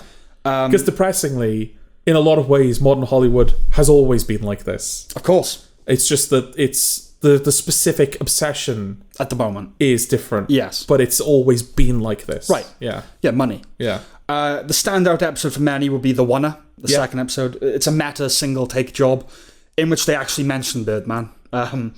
So the idea is that Sarah Polley, so she directed Women Talking and a bunch of other films, she's trying to achieve a one-take in this Hollywood Hills house, while Rogan's insecurity has him constantly disrupting the shoot. Yeah, during golden hour, on the last day of the shoot. They have to get the shot. Yeah.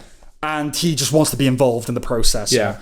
Yeah, she's come a long way since Dawn of the Dead, Sarah Polley. She's the lead in Zack Snyder's Dawn of the Dead. Oh, right. Okay. Yeah. Now she's a really good writer-director. Yeah. But yeah, Rogan drove me fucking nuts in that episode. It really stressed me out. Appropriately so. But you've said that you struggle with Curb Your Enthusiasm in a good way. Yeah. That's how I felt with this. Somebody say something to him. Yeah. Get him away, Yeah. While there's an ongoing story, each episode has its own identity. So, once again, varying returns, but never to drastic degrees.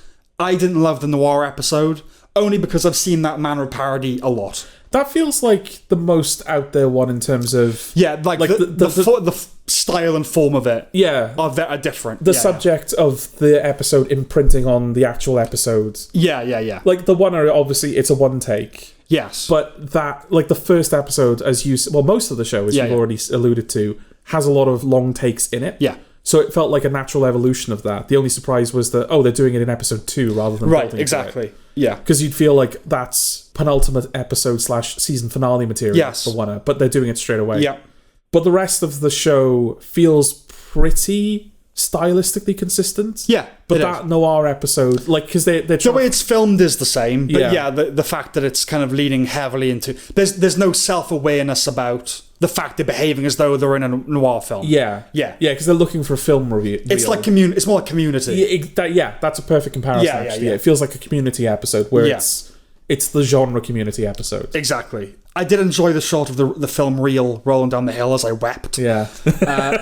But I really liked the pediatric oncologist. Okay. So that's him and his date, Rebecca Hall, playing a character. That's one of the weird things in the show. They have actors like Bryan Cranston, not playing themselves. Yes. But yeah, she's a pediatric oncologist, and she's taking him to a fancy, charity event or whatever. And because he's surrounded by doctors that are trying to cure cancer, he feels insecure again and wants to assert that he does do an important job too. Yeah. And this is the episode where the zombie film you were talking about, where I don't know if we actually explicitly said, but the idea is that the zombies shit on you, like explodes diarrhea. He's making a low common denominator. Yeah. But he's trying to say, no, look, I have worth, I bring joy to the world and all that kind of thing. So it's a constant kind of passive-aggressive, one-upmanship sort of thing as he's trying to prove himself. Yeah. And then he ultimately ends up mangling his finger. And I just loved that him doing that and passing out and then being taken to a hospital wasn't used as a humbling moment. Yeah. It's like as he's being pulled away, she's like, look, just go to the hospital. He's like, you know what will be in that room? A screen. He has to get one more shot in. Yeah. Like his hubris is untarnished. The casting episode revolves around the group's racial anxieties. Very funny and well observed, but what a shame it's even a thing. It is, but it's nice that a fairly mainstream show, I think. Yeah. Because it's Apple TV, so it's hard to know. It's Seth Rogen. It's a lot of famous faces. It's expensive. It certainly has mainstream appeal, even if it's a show that a lot of people don't know about. Yeah. I don't know how many people are watching it, is the thing. I don't know. I think it's been renewed. It's going to do well at awards. Yeah. But, it's just nice that a show like that is at least acknowledging... Yeah. That I don't think it's saying anything about it. It doesn't feel like it's advocating. No, it's them just bending over backwards to not offend anybody. Yeah. It's nice that we're acknowledging that, like, no, this is a reality. Yeah, exactly. Of the industry, and it's funny as well. Yes, it's genuinely funny. Yeah, and them mobilizing as a unit on shrooms, that was entertaining as well. The Golden Globes episode was a high point. Like the tone of the room and the speeches induced an anxiety in me. Yeah, it was that repulsive. Yeah. Capturing something very real. So like growing up following award shows and wanting to be a writer and fantasizing about winning an award, the episode went some way to disabusing me of that desire. Oh, really? Yeah. There was also a very welcome Aaron Sorkin cameo, getting a lifetime. I was like, okay, he's done a lot of good things, but not yet. Not a lifetime achievement. I don't want a lifetime achievement. No, that's basically saying, you're done, aren't you? Followed immediately by a Zack Snyder cameo. A more potent example of bathos or antithesis or juxtaposition I have never before encountered. Ted Sarandos felt like a coup too. Yeah, the head of Netflix. Because I was thinking about that. It's sort of like when Community had that whole subplot where Subway was an actual student that went to the school. Right. You know that thing where like Subway, like this student was supposed to embody the ethics of Subway, and they were actually called Subway. The values of Subway. Yeah. And then Britta like sleeps with them, and that like defiles Subway in some way. I was like, how did they get away with Subway like allowing them to do this? Because it's not a fake brand; it's actually Subway. Yeah. And Ted Sarandos felt a bit like that. It's like, how did they get Ted Sarandos to agree to like this thing where like, oh, all the actors contractually have to thank me? Yeah, it reminds me as well of the Stuart Lee bit about the values of the car phone warehouse. It's like the values of the car phone warehouse: make phones in cars. It's like, I always found that funny. Like the values of something. You don't need values. Yeah. It made me hate Zoe Kravitz and later Dave Franco even more. Yeah. I don't think you needed this to make you hate Zoe Kravitz, right? You didn't. No, you were a fan of her already. She's doing a decent job already. Yeah. I know it's fictionalized, but I don't care. It made me not like them. Yeah. And another great ending to that episode where they win. The film wins. Basically, the whole premise of the episode was they talked to a bunch of Hollywood producers. And they said the one thing you want is to get a mention, a name check in an awards speech. Because otherwise nobody knows who you are, what you do. So that's all episode. He's trying to convince Zoe Kravitz to mention his name. And then she wins, and then is about to, and she gets cut off. Yeah. So he very, broken, dejectedly walks to his limo, gets in, and looking miserable. And the guy says, oh, your movie lost. And he goes, no, it won. Take me home. One line too long. If you just end on the no, we what, brilliant. Yeah. Anyway, Seth Rogen's been involved in a few decent projects. Steve Jobs, early Preacher. Yeah. But this is his creative apex. Okay. No doubt, right? I've never liked Ike Barinholtz, but I do so in this show. The show's just fun. It's energetic, vibrant, funny. I laughed out loud a few times over the course of the season, which is no easy feat. It does feel like Inside Hollywood as far as I can tell. They put a lot of effort into this thing, right? I didn't know Seth Rogen had it in him, frankly. Okay. So fair play to the guy, and it deserves the awards it's going to get. Okay. It's not a masterpiece. It's not a 10 out of 10, not complete knockout of the park, but it's pretty much the best comedy show on at the moment. Yeah, like outright comedy. Yeah, definitely. Yeah, it's nice to kind of see a show, like you said, that you can tell a lot of effort went into it. Yeah. But it doesn't feel like it wants you to recognize how much. No, it doesn't have it's not loaded down by its own sense of gravity. It's it's effortless. You can see like, oh, the one take that must have taken, Yeah.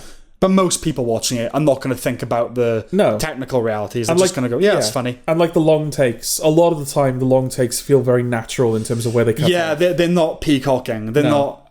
Other than that one episode, they're all eminently manageable. Yeah. In fact, there are some sequences where it feels like it was probably easier to do this as a one take. Exactly. You forget. Yeah, you just forget a lot. You just get so into its rhythm. But yeah, good show. Yeah. Because I started off a bit skeptical of it. Because I'm not like a massive fan of Seth Rogen. I'm not either. And like I said, the fact that he made Martin Scorsese cry as well, I was like, well, if I didn't hate this guy before, that's good comedy character. Some of the performances in this show are very big. Yeah. What's the name of the Agatha? Catherine Hahn, is it? Catherine Hahn, yeah. Her performance is massive in this. Yeah, it is. It is big. And in some instances, it didn't work for me at all. Yeah, I can see that. But no, I can't deny that, like, towards the end, I was like, yeah, okay, I've properly settled into this now. Yeah. I don't know how much mileage it has for people that aren't really into cinema. Yeah, I don't know, because a lot of it is based on your knowledge of it. Yeah, I don't know. I'd have to rewatch it, frankly, to make that assessment. Just outside of the fact that, like, I guess someone wouldn't know that, like, a Nick Stoller is a very good shout for this role.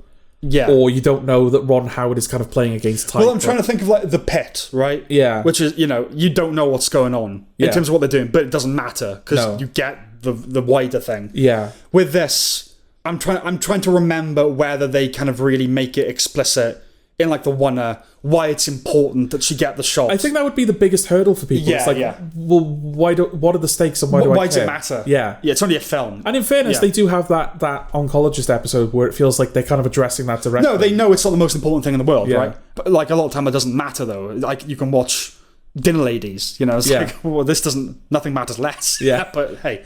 But yeah, I'd recommend it. Just give it a try. If you're not into it, you're not. But if you're into film, it's definitely worth. Well, Ben Stiller recommends it. Does he? Yeah, I don't know if I ever told you about this. He works for actually. Apple now. Well, that's the thing. Yeah. My mother had an email from Ben Stiller. Or at least it was addressed as though it was from Ben Stiller. And she read it to me, and I should have got the email off her so I could read it on the podcast. But basically, like, a lot of the email was him just like thanking Mum for having watched Severance on Apple. It's like, this show is like, it's been it's a great passion of ours. It's so much effort. It's so wonderful that we were able to bring it to you. We'll try and not make you wait as long for the next season. But in the meantime, my good friend Seth Rogen is just like, there's this show called The Studio that I think you should check out. And I was like, what's that about? I'm sure he likes it, but it's them promoting another show, isn't it? It's Apple promoting another show. If he loved The Pit, he probably wouldn't have been allowed to recommend it. But I just find it weird, like, why is that the approach they've gone for? Is that like, Ben Stiller, you directly...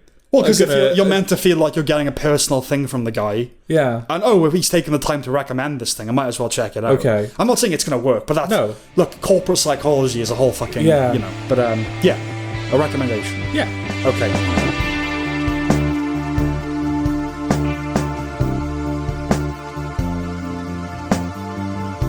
Nonnas. Nonna. This is the true story of Joe Scaravella, New York dude, Staten Island. Is he? Yeah. Scaravella. It doesn't mean New York. It means Italian. It doesn't mean New York. But where do all the Italians live, Sam? But he happens to be in New York. Yeah. His mother passes away, and then to kind of honour her legacy, he wants to open a restaurant based on like her recipes, and then thinks, that'd be a cool idea to have Italian-American grandmothers be the chefs. Yeah. Who would bring their own recipes, because obviously Italian culture, every grandmother has her own secret recipe.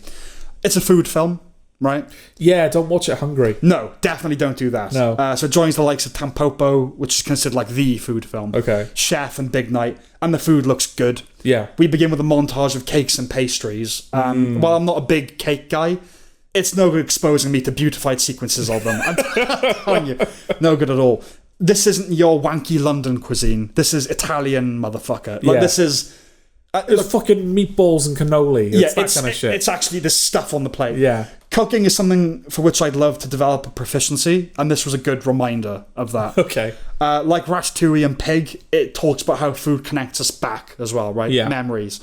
I just like Italian Americans. I like New York. Okay. We have the Staten Island ferry for the third time in a matter of weeks. Yeah, that's... It's a weird... I mean, I'm going to think of the Screamboat forever now, unfortunately. Whenever I see it. And then we saw an old episode of Louis that had the... Yeah, it's just been a weird thing in threes. I like little Thai restaurants. While that may have been initially cultivated by Frankie and Benny's, it's nonetheless there. It's an aesthetic I just enjoy. The cast is likeable across the board. Vince Vaughn has aged into a period of quality work. Okay. Again, I really hope he's left the Fred clauses and the internships behind him. Well, when was the last one of those that he was involved in? I don't know. Yeah. It feels like it's been a while, yeah. You just root for the guy here. You know, there's a fundamental decency in him. Yeah. As well as Talia Shire. I'm just grateful she's still about. Yeah. Frankly. Linda Cardellini, Brenda Vaccaro, and Susan Sarandon.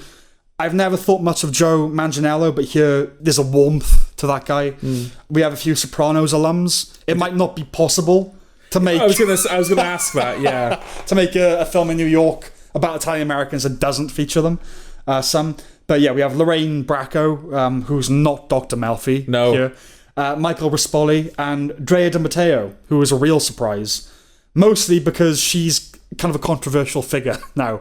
Yeah? Yeah, she refused to get a COVID vaccine. Okay. She's a bit of a conspiracy person. Right. And she endorsed RFK and Trump in the election. Oh, interesting. So hopefully that's an indication of things to come, you know? Okay.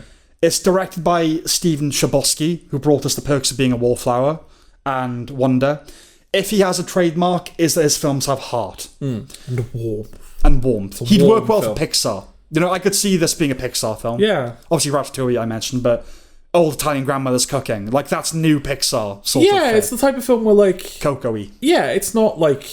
It's a bit cliched, but it's just nice, isn't it? Yeah, it's a gentle, calm, soothing, light-hearted comedy drama. The comedy at its best when the Nonnas inflame old-world regional feuds. Yeah. I spit on Sicily. Exactly, I love that stuff. It pulls effectively on the heartstrings without being melodramatic. It oozes... Melodramatic. It oozes goodwill. Yeah. Right? I had a smile on my face the whole way through it, basically. And it's hard to imagine anyone disliking it. It's one of those films where you think, I wish life had that tone. Yeah. You know what I mean? Yeah. It doesn't break the mold, but it's hard not to recommend it to basically everyone. Yeah. There is a couple of instances where... Because one of the characters is religious, or she was a nun. I don't know if she's... Yeah. I think the implication is she's still religious. Yeah, still religious, but not a nun. Yeah. Not a nun, yeah. And I think there's a couple of instances in the film where she prays for a miracle. Right. And then a miracle almost immediately arrives. Yeah. And I don't know whether that's just part of, like, the niceness that makes up the tapestry of this film, or whether... It's just a joke in it, but also... I know it's a joke, but it's nice because it doesn't feel like it's at the expense of religion. You know? Oh, I thought you were... Okay, you saying as a criticism. No. No, yeah, because obviously it's a true story as well, right? So, like, obviously things probably didn't play out exactly as they depicted. No. But yeah, and just the scene where, like, they're getting to know each other at the salon, that was like, oh yeah, okay, let's get to know them then. Yeah. Yeah, I just liked it. It was really nice. Some nice feeling watching it. I think I could see people not being... Because that's the thing. If you're not... I don't know what kind of monster you'd be if you weren't. Yeah. But, like, if you're not won over by the Nonnas... Yeah. Then there's sort of nothing here. Right. Just in terms of, well, like... Vince Vaughn as well, I would say, is... No, I know. But, like, the niceness of the film comes from just, like, the warmth of those characters. Yeah. And so if you see beyond that and you're like, oh, but there isn't actually anything that... I don't want to say interesting, because it feels like I'm putting down the film. It's a simple film. Yeah. It's a simple film. If you kind of see the simplicity of the film beyond the niceness of its characters and the warmth of the presentation and everything, then I could see people being like, oh, but there isn't really anything. Obviously there are going to be people that don't like it, just because that's life. Yeah. But it's one of those things where, well, look, it's not going to be one of the best films of the year, right? No. At the end of the year. And it's not a film where I go, oh, if you like X, really watch this. It's just not that kind of film. Yeah. Equally, if anyone wanted to watch it, I'd go, yeah, you might as well try it. There's no one I would say don't bother with this. Children, old men, lesbians, everybody, black people, like everybody. Well, that's what's nice about it as well, is that because it's Nonnas and because it's, you know, family and as you say, food invokes memory, it takes you back. There is kind of something for everyone because it's designed to kind of appeal cross-generationally, isn't it? Well, it's like, I don't like middle of the road. Oh, it's like Marley and Me type. Yeah. So it's obviously doing something very right that I do like it. Yeah, that's all I can say, really. Yeah. It's just a nice time. Yeah, it is. I'd recommend it. Me too. Just eat. Eat before you watch it.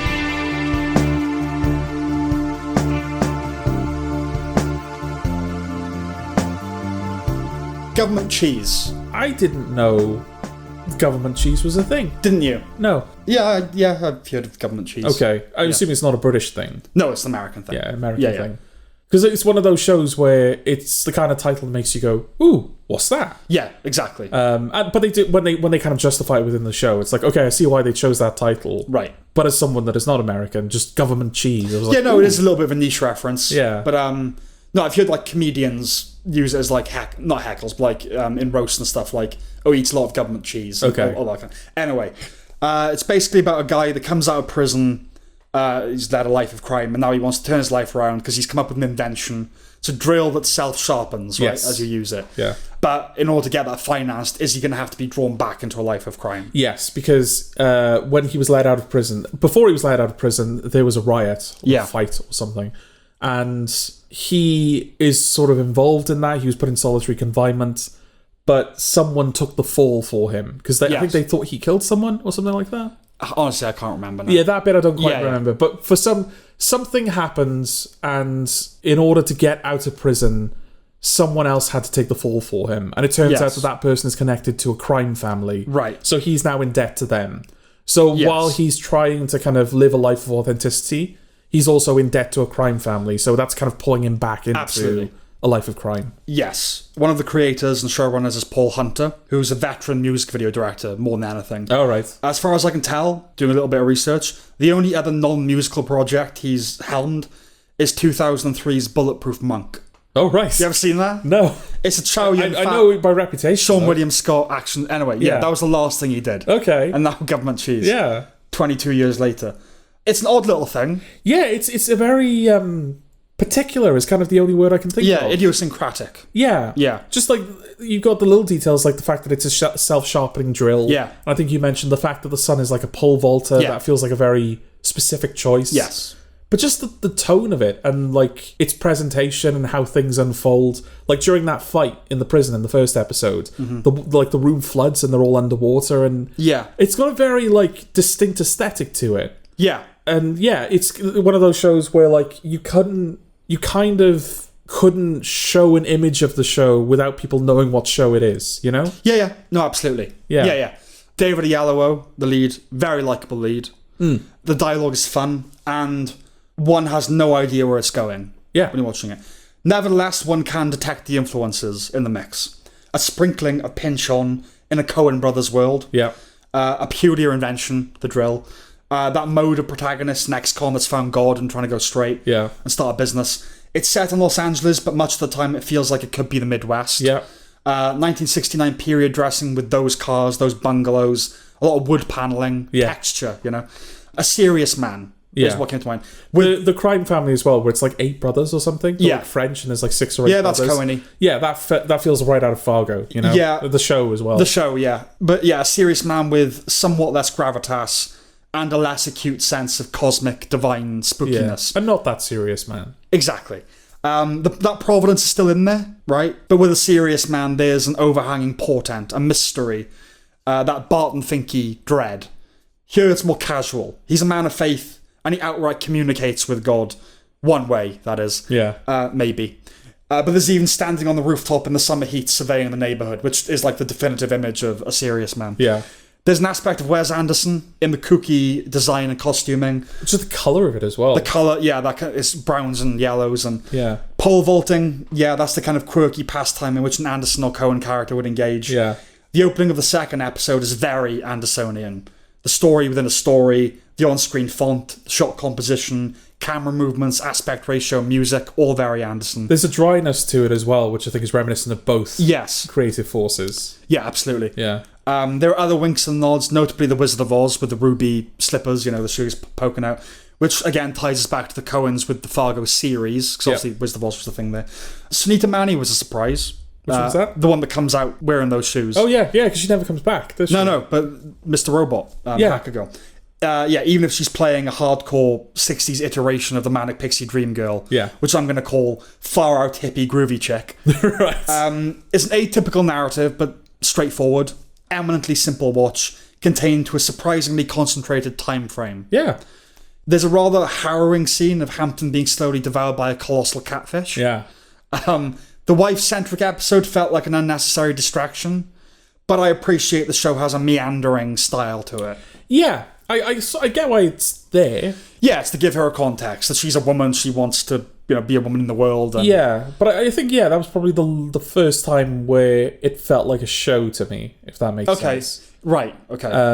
Because, up until now, it has just kind of been this, as you say, sort of slightly meandering, but also... one unfolding ripple. Yeah, where it feels like things are happening as a consequence of other things, but also there is almost like we're here now. Yeah, there's a dreamlike kind of what's going on quality. Yeah, the logic is it's sensible enough that you can follow it, but it's strange enough that it feels uncertain. Like you said, there's an element of mystery to it.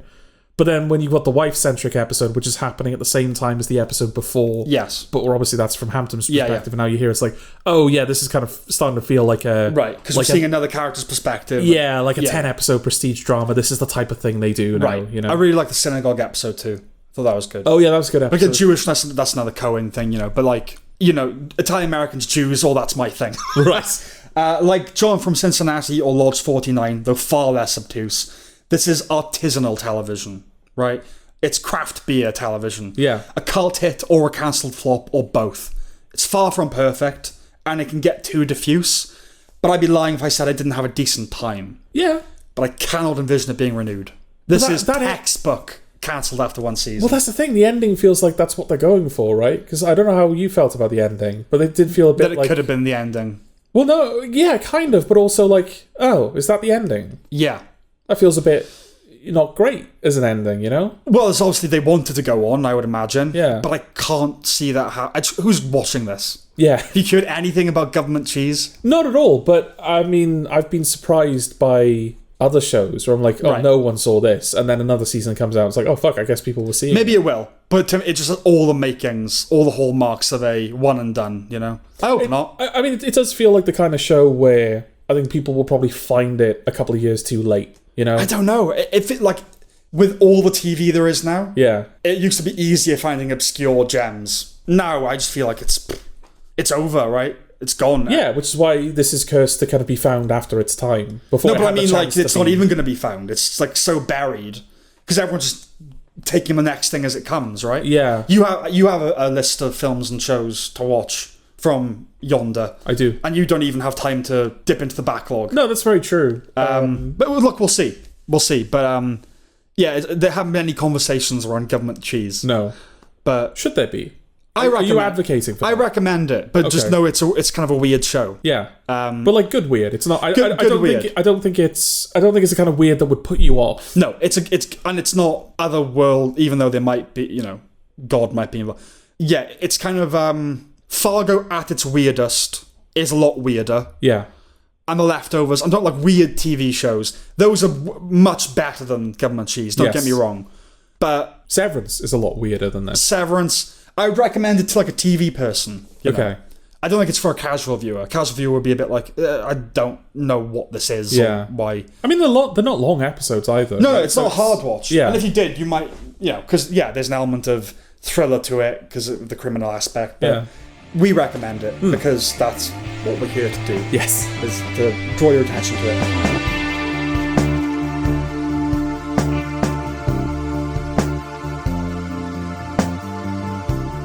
Okay, finally, a thing that needs no attention drawn to it. The Last of Us Season 2. Yeah, this is an instance where we might even be trying to deflect attention away from it. It's like, don't come back to this. I will say my word count will not reflect that impulse. But yes, okay. We don't need to explain what The Last of Us is to you. You know what The Last of Us is. Yeah. And we reviewed the first season, so go back and listen to that in episode... Generally positive, I think. What, about the first season? Yeah. Yeah, I had problems with it, but I liked it overall, Yeah. I think.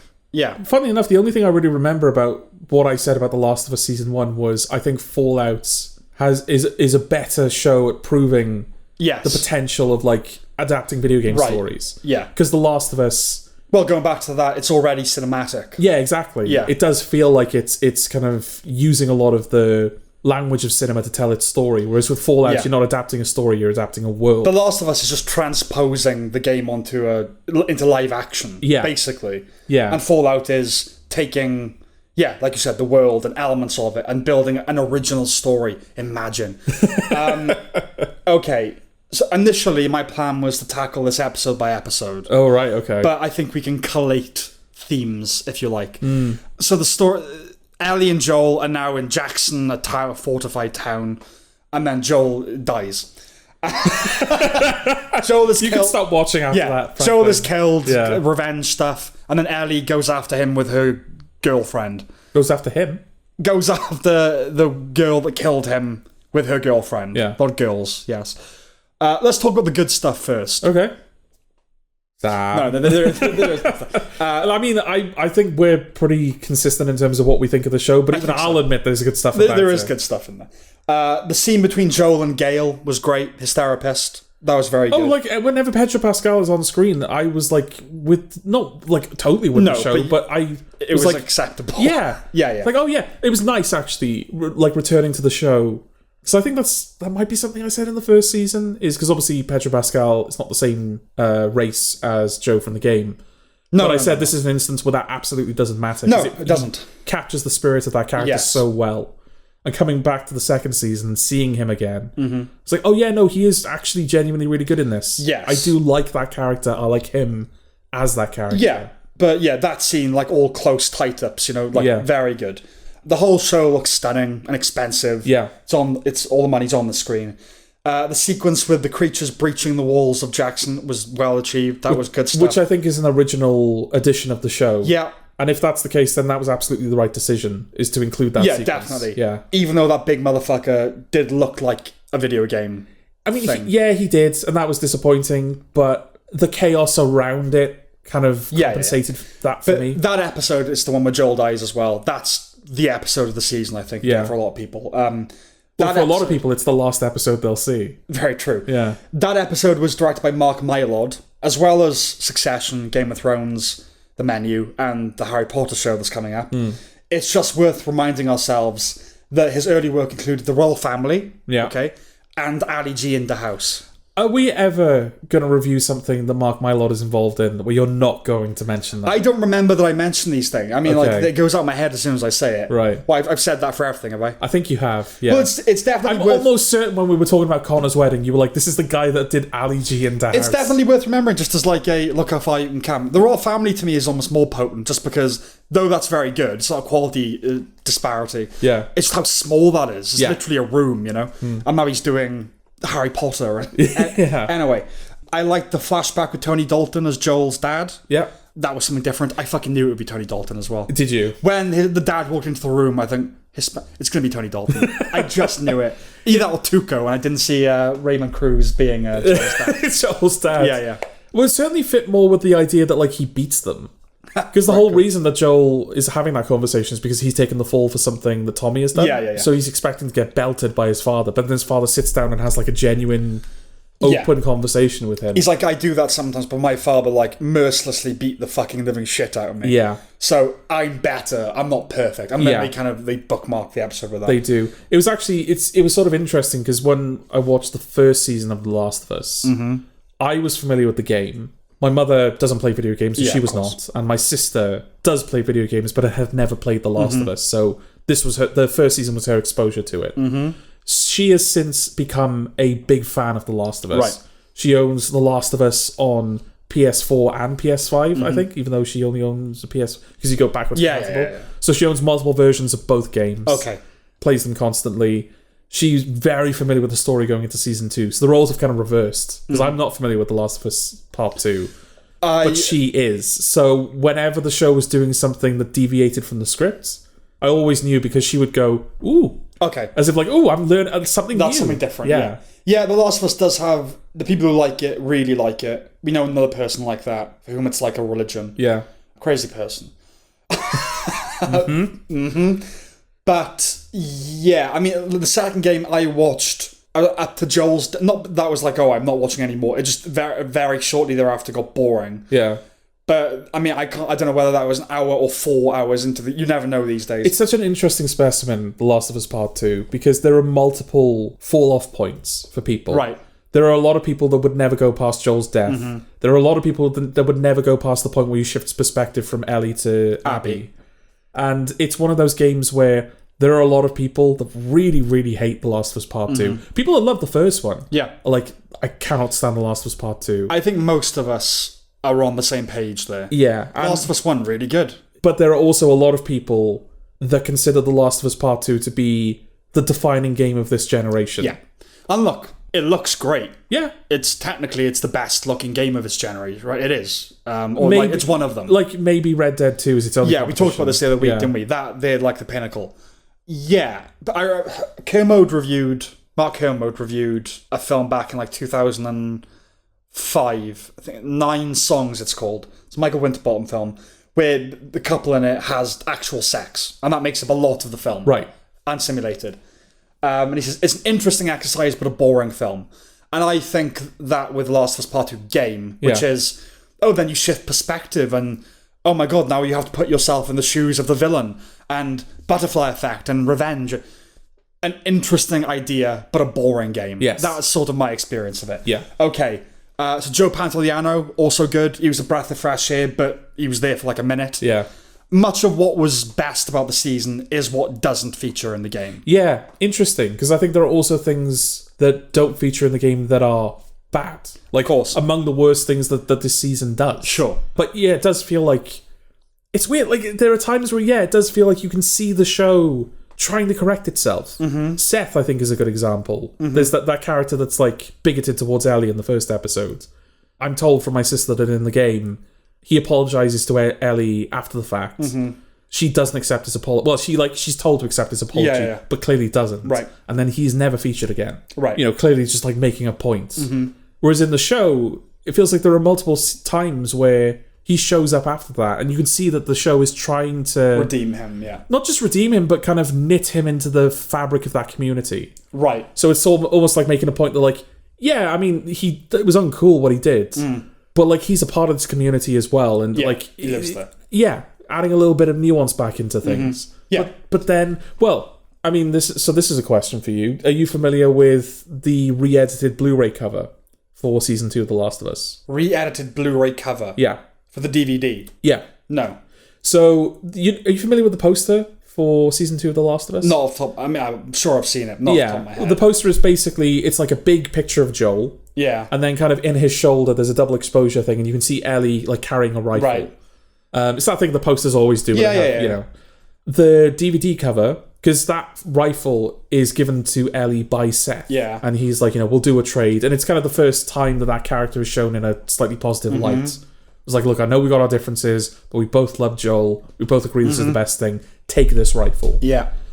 She never uses that rifle. Right. In the rest of the show. In fact, I don't even think you see that rifle again. Okay. The Blu-ray cover, the DVD cover, has edited that rifle out of the poster. Okay. And a lot of people picked up on that, because I think a lot of people are just going, why? What a strange thing to change. And the only reason they can think is, well, you didn't refer to it again in the show, so it's like, you realise there's a mistake that you made. Because you're foregrounding a weapon that never gets any use, so you take it out of the DVD cover. Yeah. Okay. Just strange little, like... It's... I mean, I can't even speculate. I mean, that or something about gun promotion. You know well, what I mean? It wouldn't be that, you know. Well, George, you never know with these things. Really, they think... everything that happens in season 2 of The Last of Us, they think that not having a gun on the cover is gonna... You gotta remember that all these... I'm not saying that's what it is, but you gotta remember all these... This isn't decision made by one person. Yeah. The DVD is a different person that decides this, then decides this, and decides... You know. Anyway, I don't know, but okay. Okay. Let's discuss some of the performances. Okay. Oh, okay. Especially considering how Pedro Pascal is in real life gay. Sorry. It's right. One day he'll come out. Right. It really is a very good showing, because he's very different than how he is in Yeah. He's the best thing about the show. Shame that. Yeah. Catherine O'Hara similarly has a great screen presence. A therapist in a post-apocalyptic world is an interesting idea, especially when there's only one. There to help, but dispensing with the bullshit. Yeah. Like saying some people can't be saved. I just can't do anything for Yeah. them. Gabriel Luna's Tommy is likeable. Jeffrey Wright is a welcome addition to anything. Yeah. And while I'm bored of post-apocalypses having factions and cults, and indeed in general, I'd much rather watch whatever show he's in. Yes. And Caitlin Dever is rather good. Her one scene in the premiere makes one realise what a tragedy it is she isn't Ellie. Yeah, and I think that's something that's been echoed by so many people. Yeah. And what's her face? Kaylee Spaney. Kaylee Spaney's the other one. Yeah, where everyone is like, it should have been Kaylee Spaney. Yeah. I've seen people do side by side where they've taken... Yeah, I know. Yeah. I don't care about that. That is irrelevant to me. No, I know. Yeah, I know what you're kind of referring to. Yeah. But I guess, and this is all stuff that I'm sure Yeah, we're going to discuss as we go on. But if there's enough people saying... No, I know. But, well, let's just cut to the chase. Yeah. Bella Ramsey is Yeah. a big problem for this show. Yeah. I can't recall another instance where there exists such a gulf between the quality of the production and the quality of the acting, let alone from the lead, right? With most professional projects, even if they're shite, you can count on the acting being at a certain level. Yeah. It's not the case here. She is woefully miscast as Ellie. Yeah. She's not remotely badass. Her attempts at intimidation are laughable. She's obnoxious. Unfortunately, her visage is one that asks to be slapped. Right? Right. Now, look, the artist formerly known as She can't help it. Okay. Right? I am not attacking her appearance. Although, when you read comments calling her Potato Head, I can see it start to unring that bell going on. Miss Mystery Potato Head. But the barrage of hate she gets for all that is tacky and low. We gotta say that. I don't care that she doesn't resemble gay Melly. Yeah. It means nothing to me. All I can say fairly about her aspect is that it isn't an emotive one. No, I think it doesn't help. I also agree, like the fact that she's... Because like I said, Pedro Pascal is right for this role. So Yeah. we've got evidence within the show that you don't have to look like the character. Exactly. But I don't think it helps that we've got actresses that bear striking resemblance to gay Melly that are significantly better actors than Bella Ramsey. Yeah, that's It's not the thing. I'm not saying that there is like correlation there. It's just unfortunate. It's sort of it's sort of helping these people make their points. Look, there are plenty of ugly actors. Yeah. She is just not a good actor. No. That unfortunately, that's what it She's comes certainly down not to. an actor that can deal Not with in what this. she's been given. Yeah, not in this. And that, look, her lack of emotiveness, that's not her fault, right? Her features just don't allow it. I'm the same. When I've literally, I've done a bit of acting, and I've occasionally looked in the mirror and tried to how would I look this way? And it's not much of a change. Yeah. I just don't have a very emotive face like that, right? But then don't be an actor. That would be my advice. If your face doesn't do it. And frankly, she does otherwise look a little ridiculous. The shirt and the tattoos and the chin out attitude. Yeah. Given Ellie's immunity, she and Bella Ramsey do share one trait that makes her casting perversely ideal. They don't belong. Right. That's one thing they have in common. Now, never have I spent more time analysing exactly why a performance wasn't working. It's like I was directing it. Okay. I got to figure this out, man. What is wrong with this? Yeah. And for me, it all comes down to, it's like she's a child wearing big they pants. And not as it relates to her look. The feeling of her playing dress up is born out of the sense that there's nothing beneath. Right? Appropriate considering the imagined space flight late in the season, but she has zero gravity. All right. Which is something you can't say about Pedro Pascal. Yes. He oozes, if one can ooze gravity. Bella Ramsey is, like you said, just not capable of carrying this show. Even between her and Dina, more on whom soon, Isabella Merced commands the screen a lot more. Yeah. Ramsey feels like a side character in a main character's shoes. Yeah. Which, like, I know that, like, they were co-leads in the first season. Yeah. But especially if you played the first game, because you play that as Joel. I think there is a sequence you play as Ellie. It's only the one, is there? Okay. Yeah, but for the most part, you were in Joel's shoes. And so for a lot of people, I think that feels like Joel's story. Yes. Especially with the whole, like, the big decision at the end of that is Joel's decision. And we start with him and everything like that. So in a sense, a side character has become the main character, haven't they? Yeah, if you like. I mean, you would have hoped that she'd had enough of a presence in the first season that she can then inherit the mantle of protagonist. Yeah. But look, I wasn't a fan of hers in the first season, but a bratty 14-year-old is one thing. A bratty 19-year-old is another. Yeah. She could just about get away with a precocious act before, but now her constant swearing and complaining and belligerence is exhausting. Well, especially since they've spent, what is it, like 4 years in Jackson? 5, I think. 4 or 5 years in Jackson. It's like, really, in all of that time, she hasn't learned any survival skills. She hasn't learned how to be a team player. She's still the precocious bitch that she was. Like, well, they try and do it. Even in the first season, like, she still showed interest in things. It still felt like they she was acting out, but also did, like, when Joel was trying to teach her things, she did have genuine interest there. They try and do a mix, don't they? They try and do that she is the precocious, bratty thing, but that she's also, like, that she wants to be in the space. Like, she's also a child. Like, they try and do that with... I don't know, the idea, I guess, is that when they got to Jackson, she could just be a kid. It's like she wants to be on patrol, but they're like, no, you gotta wait till you're 18 or whatever. Now, I can totally understand if the idea is that because Ellie is immune to the virus, she feels indestructible, like she's indestructible. Yeah. And that explains her recklessness. Cockiness and, If that is the case... They needed to play that up a lot more. Absolutely. Like, when she and Dina get trapped in, like, the underground and the infected are about to kill Dina, so Ellie makes sure that she gets bitten instead to protect her. Dina's about to kill her, and Ellie's like, no, I'm immune, I promise. I was like, oh yeah. I've just imagined... That feels like that should have been a bigger deal. I have just imagined someone, like, a bit of dialogue, an encounter that doesn't exist. Okay. But made it better. Like, basically, her would, like, say, like, Seth. Yeah. I mean, I know nobody knows about her immunity, but him going, oh, you walk around tall because you think that you're immune. You're only immune to them. All right. Already fucking like, ooh, okay. Yeah. Like, yeah, people can still fucking murder you. Yeah. You just can't be bitten. And the show really wants you on her side, right? One example, again, being against Seth. He's all homophobic, like you said, then apologizes, helps her out. She doesn't forgive him, but you emerge, well, I did, you did, normal people did, sympathetic towards him. Yeah. Right? Another profound gulf between intention and result. Also worth pointing out, the idea is that society never evolved beyond 2003, right? Because that's when the apocalypse happened. That's not a bad idea, but things weren't like that in 2003. It wasn't. People weren't walking around calling gay people faggots in 2003. Yeah, in the South, sure, but that's just not like certainly not on the scale. No, to where it was like part of the cultural conversation. We kind of accepted it by 2003. The 90s had happened, And I should clarify, I was sincerely trying not to write her off and give her a chance over and over and over again. I don't want to dislike her. I'm not about bandwagons. But yeah, when it comes down to it, she just isn't a great actress. Act day.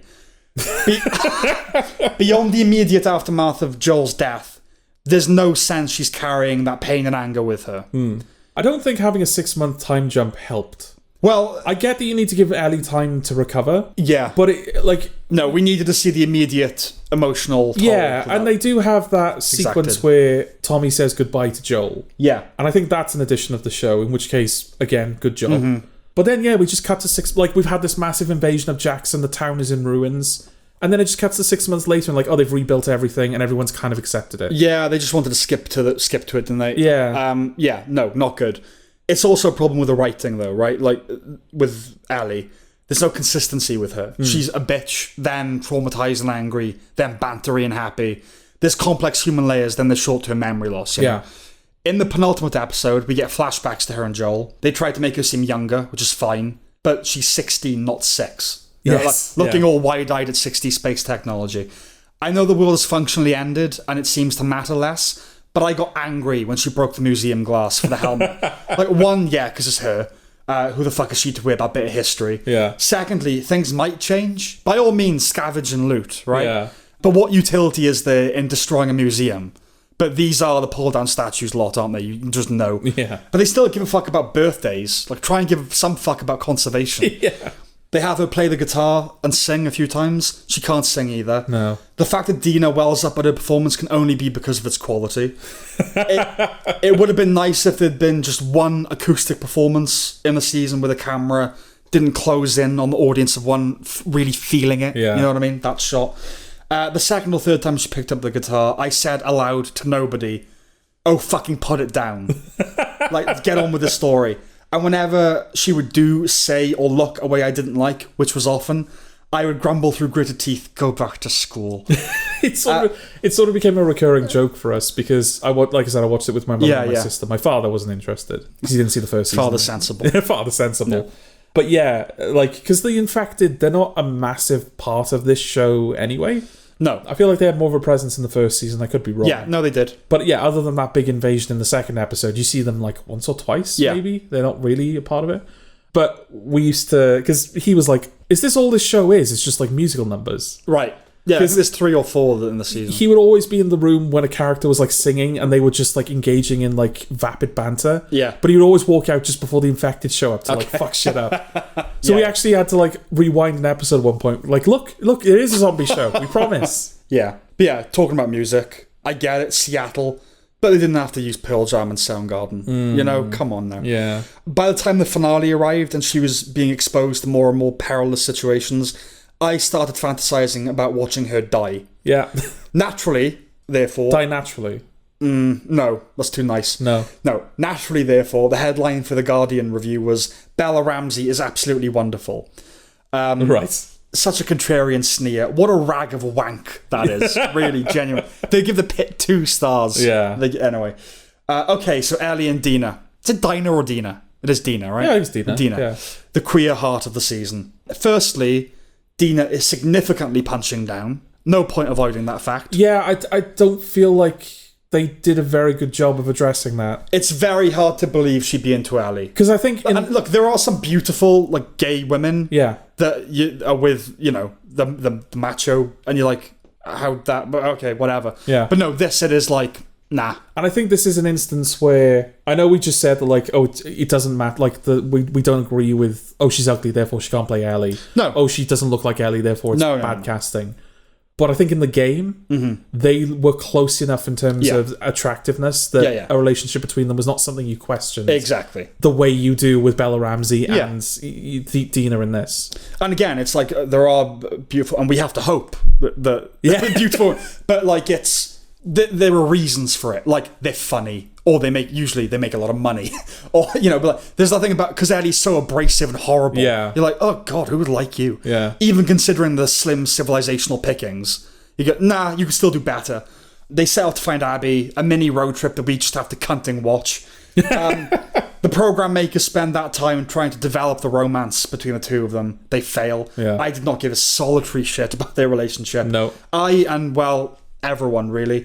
They travel across Wyoming, so we're given some sweeping vista shots as they traverse on horseback. So Brokeback Mountain's baked right in. Then they end up in the tent together. Fortunately, it didn't go there until it did later on. Yeah. I know it was brief, but I don't want to watch them finger fucking. Thanks. Yeah, like right after... I mean, a lot of people refer to this. I mean, that whole sequence is just like, wow, okay, this is where we're at. But yeah, like, Dina is finally convinced that Ellie is immune to the virus. And so she tells Ellie, I'm pregnant, which is something she's been keeping from her. And Ellie just immediately finger fucks her. Yeah. Just like to check if the baby's there, I guess. Yeah, I don't know. But it feels so like, where I guess like their manky nails. And it's just like, I think I read someone saying, you know, oh, they're sexualizing Ellie. Bear in mind, she is a woman now. She's not like a kid. Yeah. Sexualizing her.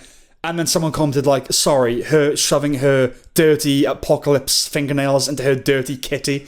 No, it's not us that's sexualizing. No. Anyway. And then you've got, right after that, you've got that famous scene, now infamous scene. If it's what I think it is. Yeah. We'll get to it very shortly, I promise. Then I will very shortly. It, yeah. But I don't know how long it would take to travel from Jackson to Seattle, equinally. Yeah.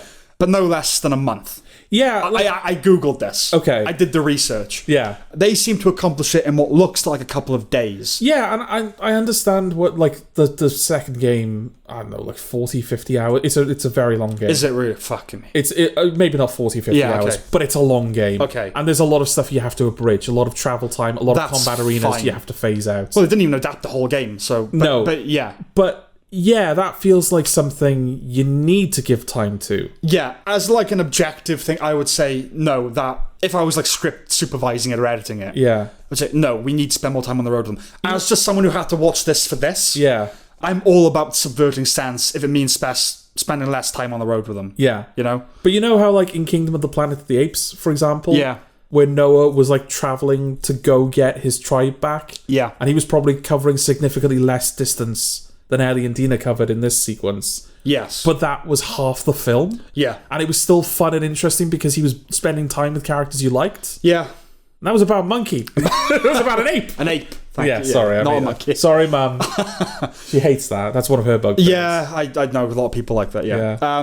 When they've settled in Seattle, Dina expounds upon her bisexuality, how her mother insisted that she liked boys. What are they doing? Like, they're doing this with this show, like, with all that? So I think, because I'm thinking about that as well. When the second game came out, I saw a lot of people that were playing it react very badly to Joel's death. A lot of people that were big fans of the first one are saying, I can't carry on with this. Okay. I feel betrayed, and not in a good way. Right. Because that's the conversation that needs to be had, right? Because you say, oh, I feel really shit that Joel is dead and I miss him. Yeah. Someone could then go, oh, well, then the show is doing its job. Right. That's exactly what you want, is to miss Joel. You want to be invested in the revenge that Ellie is hoping to carry out. It feels the same way as it did in the game, his death, which is, you put me through all that for that. Yeah. And yeah, again, it's like, oh, maybe academically it's interesting, but it's not. No. It's really... Yeah, it's like The Last Jedi, right? So, let's subvert the blah, blah, blah, blah. Yeah. It just doesn't work, you know? Yeah. It worked a lot better in The Last Jedi. But No, it did. But yeah, so that happens. And then my mother, again, never played video games, didn't know this was coming. Mm-hmm. It happens. Mm-hmm. The episode ends. She immediately goes, I'm not watching any more of this. Right. I can't believe that they did. He was the only one I knew the name of, the only one I liked, and they just killed him. I don't want to watch the rest of this. Right. She is obviously not pissed off that she can't sexualize Ellie or a bigot or anything like that. Yeah. She's just a person watching a show. Your mother is a misogynist, though.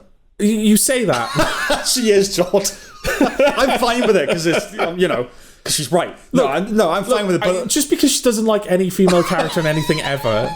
No, it doesn't mean except the ones that everyone likes. Yeah, like CJ. But no, the point is that, like, you can't make the same arguments that people are trying to write off critiques with.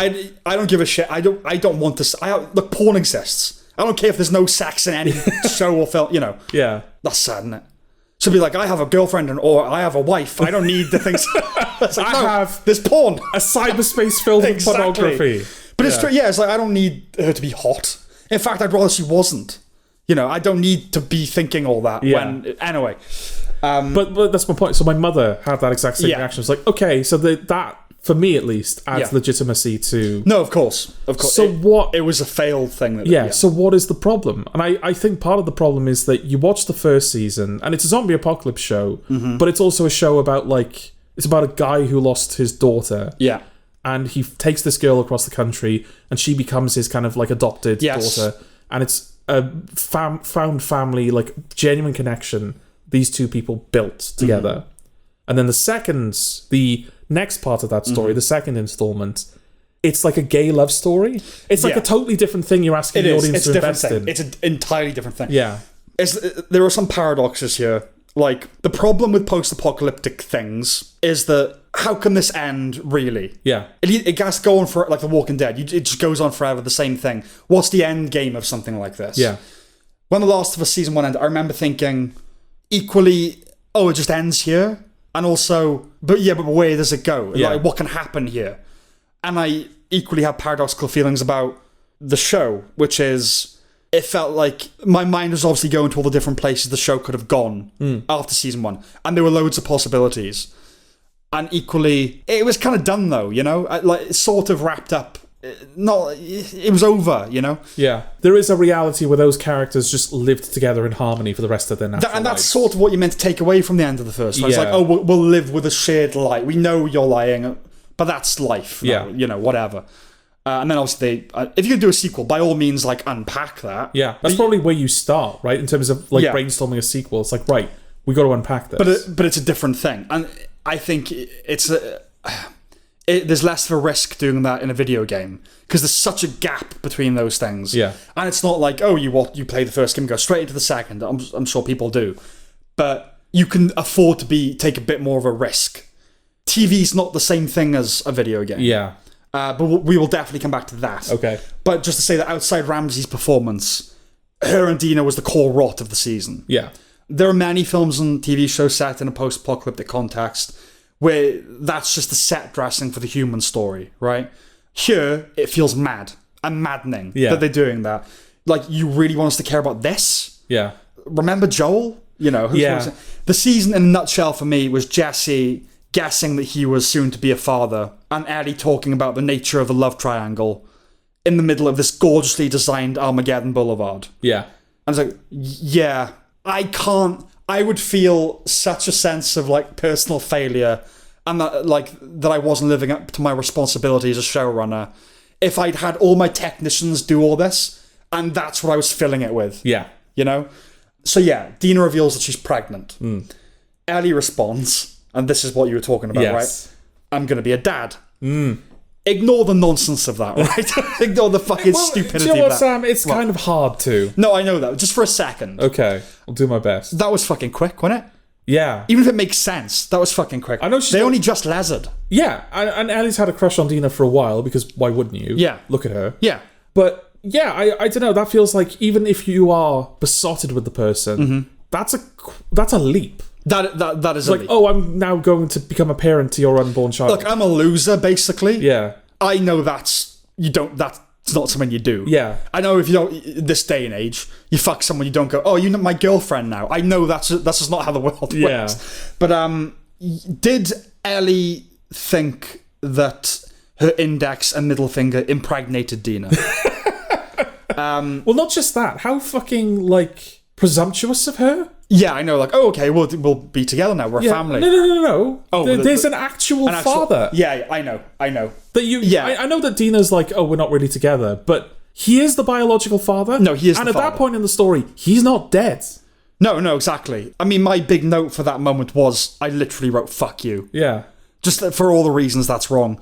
Admittedly, she does look more like a father than anything else. That's right. And sure, that's an ad hominem, if you like, that I claimed to be above. But the show pushes you there, man. I'm telling you. This isn't an intellectual debate, and she's just horrible. It occurred to me that she'd play a good young Steven Seagal. Like, when he, like in a film where he's an urchin and falls under the mentorship of some sensei, she'd play him at around 10 years old, I She'd think. probably be just as good at Steven Seagal. Yeah, exactly. In terms of his acting.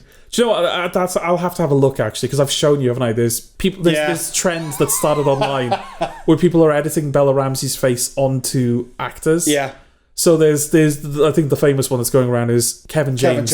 That's the best one. Yeah, from King. Because you look at it and it takes you a minute. Considering her identity as well and what she is, the King of Queens is really appropriate. Absolutely, yeah. There's also one where I think they put Shane Gillis's face on her and that works really well. But I'll have to check if there's a Steven Seagal one because that actually really works. Yeah. But yeah, a realization one has early on that marks yet another fatal flaw. They are just doing the game then. Yeah. Well, this is what I was referring to in the Until Dawn review, where people are like, really, we have to put up with a fucking faithful adaptation of The Last of Us Part 2. Yes. In places, because they do change things. But Until Dawn gets completely reworked. Right. And I'm not saying Until Dawn, like, oh, that story is like, you should have adapted that, because I don't know. Yeah. But yeah, just like... There is the thing that I hate about The Last of Us Part 2, and that's bled over into The Last of Us Season 2 as well. Because it's the same thing. Because it is the same thing. I kind of alluded to this earlier, but I've seen everyone going, look, we all agreed. Last of Us, the first game, very good. Season 1, very good. Yeah. Second game, rubbish. Second season, rubbish. Yes. Because they are just doing it. They are just doing it. And that's the thing, like, you know, the Last of Us Season 1 was a fairly faithful adaptation. I think its big change was that third episode, which everyone universally loved. Yeah. So they've shown that they can change things and still make it work. And the little prologues we would get, and yeah, that stuff was really good. But yeah, so you like the second game. As I said, there are people that love the second game. Yeah. They consider it a 10 out of 10 masterpiece. A lot of people don't. No. And so you know that you have an opportunity now to, if not change the things that people say don't work, to rework them in a way that makes them work better. Yes. And they haven't. They've just done it. Because of the fucking arrogance of not just... and it's presumed arrogance, admittedly, but of Neil Druckmann. Yes. But also the people that around The Last of Us that consider it to be a masterpiece. It's like, no, there's nothing worth changing. If you hate it, it's because you're a bigot. If you hate it, it's because of that. Yeah. Always finding reasons, faults with you. Rather than faults with the show. Yes. And that's the ultimate ad hominem. Yeah. Is you go, it doesn't work for this reason. She's not very emotive, and the writing. They go, but you're homophobic. That's the definition of a bad argument. Slow down. In bad faith and just ridiculous. Exactly, But that's everything now, isn't it? But it's really amplified here. It is. Yeah. But, my big thing was, given how infamous Joel's death is, I suspected they might just pull something out of the bag. Like, him living, I felt that would be too radical for them, but... Well, that would completely change the story. Which would have been nice. But it would have. It would have completely changed the story. Yeah. But you know what I mean? Like, I just thought they're going to do this differently. Because Craig Mazin has been a good writer. A very good writer. He did Chernobyl, you know? Yeah. And that's the thing. I've seen people... Some of the changes that the show has made that haven't been as positively received. I think the big one people are referring to is Ellie, in the final episode, Ellie takes the boat to Scar Island. Yeah. Is about to be killed, then just isn't, and then she just leaves, and it has no bearing on anything. Okay. You're looking as though you don't even remember this sequence. I know when she goes over to find Abby and then she kills... Well, she goes to the aquarium, but then she washes up on the beach. And then the little kid sees her. Yeah. And then the people capture her and they're about to, gut her. Yeah. But then they hear a siren, so they know the island is being attacked. So they're just like... Oh, yeah. Oh, let's just leave her. In the woods. Yeah. Even though they were literally just about to kill her. The cult people. Yeah. Yes. They were like, oh, no, leave her. And then Ellie just escapes and, that's it. It doesn't, Yeah. Maybe it'll matter in the third season. I don't know. But, that, apparently... Again, aren't we? And again. Yeah. No, that happened, in the third episode when they mount the horse and they start going towards Seattle, and I had that moment where I was like, oh, fuck, this is the season now, isn't it? Yeah, we're going to have to... This is the rest of the show. I really am going to have to watch this without Joel in it. Thank God it was week to week. Yeah. Oh, the idea of having to... Anyway. But yeah, it plods mercilessly along the same tracks as the game. And yeah, Joel's death feels exactly the same way it does. Yeah, survival is precarious. Yeah, consequences. Yeah, butterfly effect, morality of revenge. But you made me sit through everything so far just to kill the dude. Yeah. It makes no profound point. It's just annoying, you know? Yeah. And there are things that do this better. Like, oh my god, he seems so important and they just killed him, you know? I'd have to think, but what immediately springs to mind is going from Suicide Squad to this Suicide Squad. I know a reason for that is because Suicide Squad was shit. Yeah. But that was a good thing where they just kill off the original. Yeah. Yeah, but there are ways of doing that are good. It's not. It alludes to the same thing, but in The Sopranos, and I raised this point before, but when Tony is seeing that woman, Gloria Trillo, who is very dramatic and is suicidal and basically is trying to provoke him into murdering her in this this big romantic, dramatic, violent thing. Yeah. And then she threatens to tell his family about them. So he just sends one of his random goons to see her and he says, listen, if you fuck about anymore, my face will be the last one you'll see. It won't be cinematic. It's that kind of thing, right? What they're trying to do, it's not cinematic. Life is brutal. Yeah. But and while you want to be true to life, art and entertainment actually isn't life. I want to be entertained as well, and I want it to be good, you know? Anyway, it also makes no sense they'd leave Ellie alive after they kill Joel. No, exactly, yeah. They know better than anyone that vengeance is a powerful motivator. Yeah, look at where they are. Exactly. Yeah, and what they're doing. When Ellie tries to convince the town to go after Abby with a rousing speech, she says, I'm not asking you to do it for me or for Joel. I'm asking that you do it for us. I would have considered saying nothing negative in this review had she followed up with The Last of Us. Alas. As it went on, more and more I thought, ignore the game, right? Ignore the obvious requirement for fidelity, they feel. What stories could you do after season 1? The Last of Us isn't the richest fictional world in the world, but there are possibilities. And yeah, because it's the production cycle of TV and not a game, a 5-year age gap feels excessive. Yeah. She doesn't look 5 years older. She never will. No. But, you know, also, yeah, shouldn't her immunity be an ongoing plot component of the show? It motivated the actions that Joel took at the end of the season that are the whole thing this season. It motivates the whole show. Yeah. It's because she's immune. And it was that point I was thinking, God, yeah, remember the Nick Offerman episode? Remember Tess? Yeah. Remember Anna Torv in the show? I had problems with season 1, but yeah, it was one of the better shows of the year. Yeah. This absolutely is not. No. There's the sense of a boutique show, so a burgeoning lesbian romance while one of them is pregnant, nestling within the skin of a high-budget prestige drama. There are occasions where that's a minor miracle. Personal stories with megabucks behind them. So, you know, people going, it's amazing, like this massive budget for what amounts to be a character piece. Like Batman Begins, something like that, right? Yeah. Here it feels gross. Because it's bad, that veil is removed and it suddenly seems utterly ridiculous. Yeah. You start going, where are the zombie battles? You become common, you know what I mean? Because it's done badly. So you go, I'm all for like brilliantly, oh yeah, it's like a multi-million-dollar movie, but it's really about these two people. Yeah.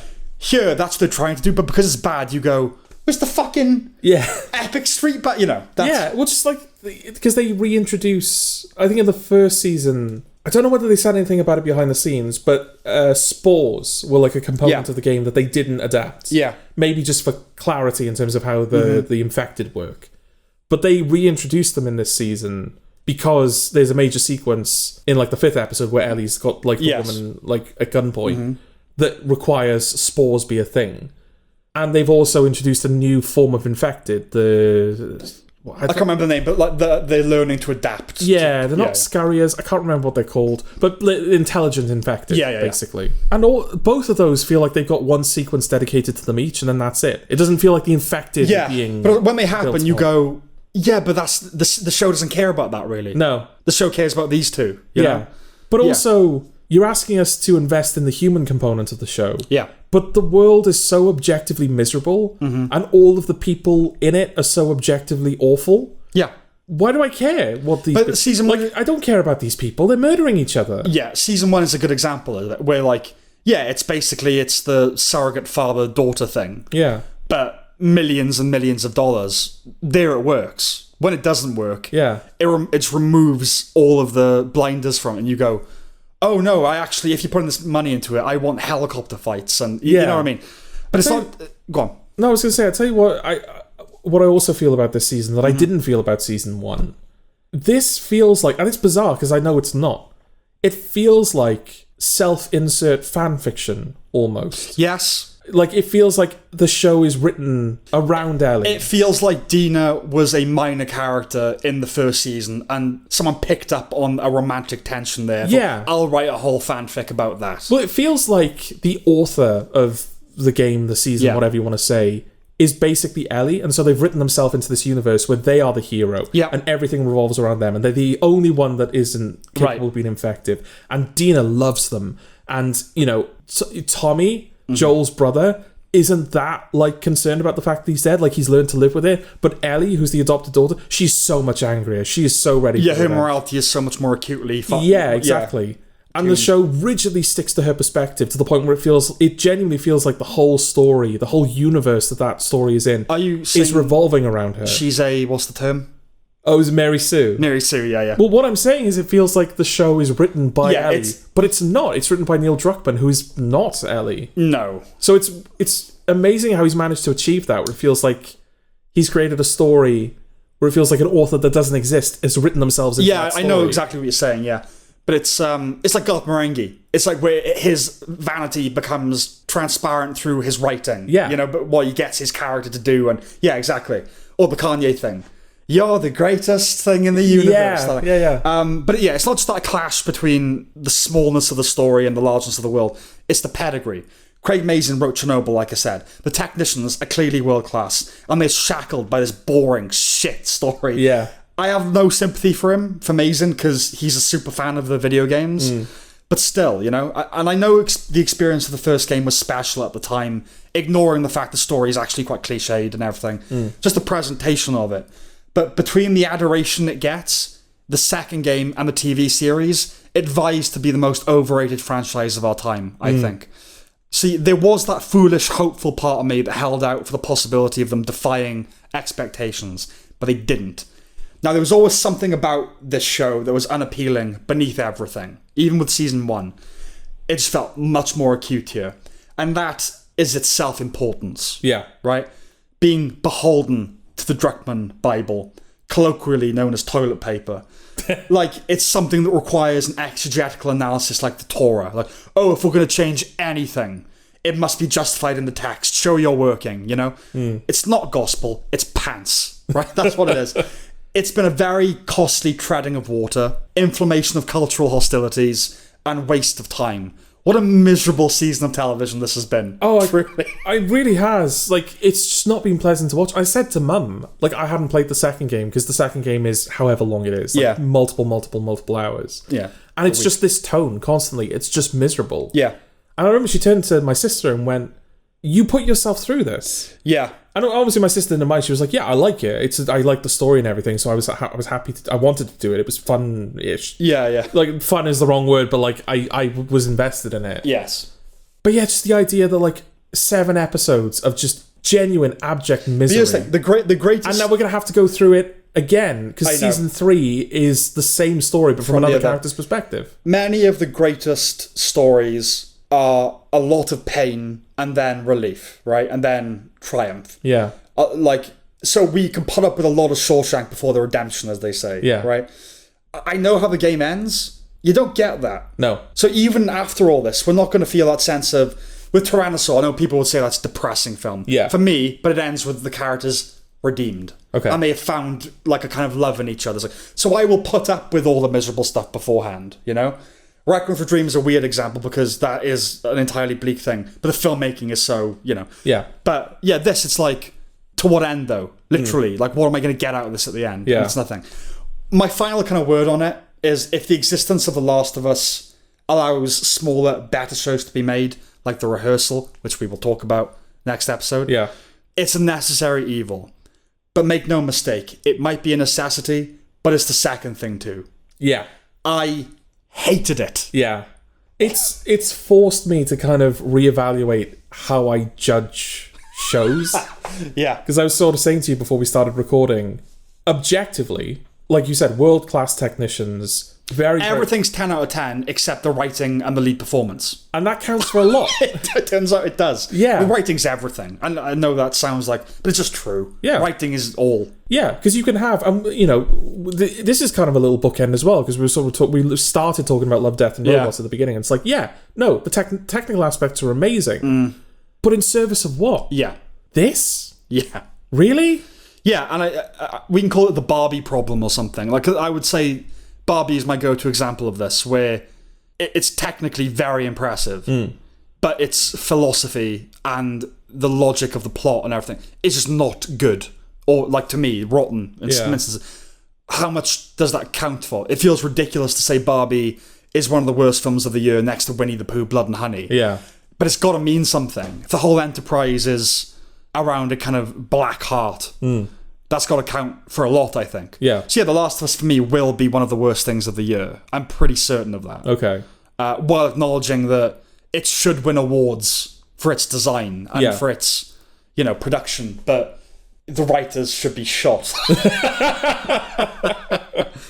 Yeah. I think that's it. Yeah, so it's not a recommendation. It's not a recommendation. But we will nevertheless have to sit through season 3 and potentially season 4. Well, Mason has said ideally 4 would do the job, and it's not going to get cancelled, is it? No. So, yeah. I would urge all the people that would hate watching this, every single video I see of Bella Ramsey, the most common response is laughs, like on Facebook. Yeah. It's always laughs. Yeah, there's a somewhat ludicrous figure. What a shame. Though she's fucking awful as well. All right. She's one of those they people. I would urge you, just don't watch the 3rd season. Don't even, not to be part of the cultural... We'll do that for you. Yeah. Just let the critics watch it. No, I mean, I think a lot of people already have, because I think they said that the show's basically lost half of its audience. Has it? Yeah. Okay. And I think a lot of that happened in the wake of Joel's death. Like, a lot of people came back, but after Joel died, a lot of people left. Right. And I think now that this second season has ended, on what I think for a lot of people would be a very confusing cliffhanger. Yeah. Because Ellie presumably gets shot. I mean, she doesn't. There's a gunshot and a cut to black. It's one of those endings. But then you get a little epilogue where Abby wakes up in like a stadium and it says Seattle Day 1. Yeah, going back to... Yeah, which, it's like, oh, so we're going to have to relive all of this again. And so I can see a lot of people not coming back for Series 3. Because why would you? Hopefully. I'm going to wait a couple of years for a story that I didn't enjoy from the perspective of a character I don't know or like. Yeah. Genuinely, why am I Maybe there back? might be something in like, oh, if it is her story, at least I won't have to watch Bella Ramsey. And I've seen conspiracy theorists saying, oh no, we're supposed to hate Ellie on purpose. Oh, right, okay. That's why Bella Ramsey's being so bad. It's like the Sonic design, is it? Yeah. It's like, no, it's actually designed to engender goodwill, because trust me, you'll hate it so... It's like, that's what abusers do. Yeah. It's the Dave Chappelle thing with the pimp and the whore. The pimp advises the younger pimp, like, all you gotta do when she gets out of line is beat that bitch with a coat hanger. Yeah. Then you run her a bath, you tend to her wounds, and she'll forget that you were the fucker that beat her in the first place. Yeah. You can't... That's abuse. Is that what they're planning? Is that what... Druckmann is a abuser. Yeah. Have you heard that he's already... Because I think I mentioned to you, Nora, I think is the name of the character. Okay. Which is the one that, like, Ellie, like, underneath the hospital with the spores in the red light. Yeah. That actress is playing the protagonist in the next Naughty Dog franchise. Right, okay. And apparently Neil Druckmann is already... Yeah, I didn't mean to say that. That, my friend, is the best Freudian slip I've ever heard. But anyway, he is coaching her for all of the hate that she's going to get. Right, like Arabella Stanton now. Cast as Hermione. Yeah. But it's like, okay, so you seem to have a pretty good feeling that she's going to get all of this hatred. Yeah. Do you not want to maybe do something about that? Yeah, but they would say, oh, she's going to get hate because of all the bigotry out there, and we will not be taken down by that. It's not because, look, I'm awful at this. I can't write shit. I can't write. I can't do this. So but you're going to get, the critic's going to hate you. It'll be justified. But no, it's because, that's the way they have to look at it, isn't it? Yeah. Because I just remember it's a weird connection to make very quickly. Stephen Merchant once said that when he was at uni, there was someone had put their card in the machine and had just gone. Right? So it was there, open. He said, so I checked how much they had, and it was thousands and thousands of pounds. It's a considerable amount of money. So he took like 30 quid for himself or something like that. And then Ricky Gervais like, I can't believe you did that. And he's like, look, you have to look at it this way. A less discerning person would have taken like 1,000, but whatever. And in my head, whenever I hear that, I always go, no, you have to think of it that way. And do you know what I mean? It's like, in order to preserve your sense of who you are. And so, yeah, they can't actually believe that their art is not that good. Yeah. It has to be that there's all this bigotry in the world. It has to be that the US government blew up the Twin Towers. It can't possibly be. Yeah. So, it's horrible, isn't it? It's just, I hate it. Yeah. That's it. That's probably the longest review we've ever done. Certainly on Video Village. Yeah, certainly on Video Village. Yeah. But yeah, there was a lot to... No, there was. A lot to get out of our system. A lot of venting to do, yeah. I feel lighter now. I know I'm still fat. I won't live in denial like the Druckmanns and the Masons, but that's it, right? Yeah, that's all I got. I'll see you next time. Bye. Bye.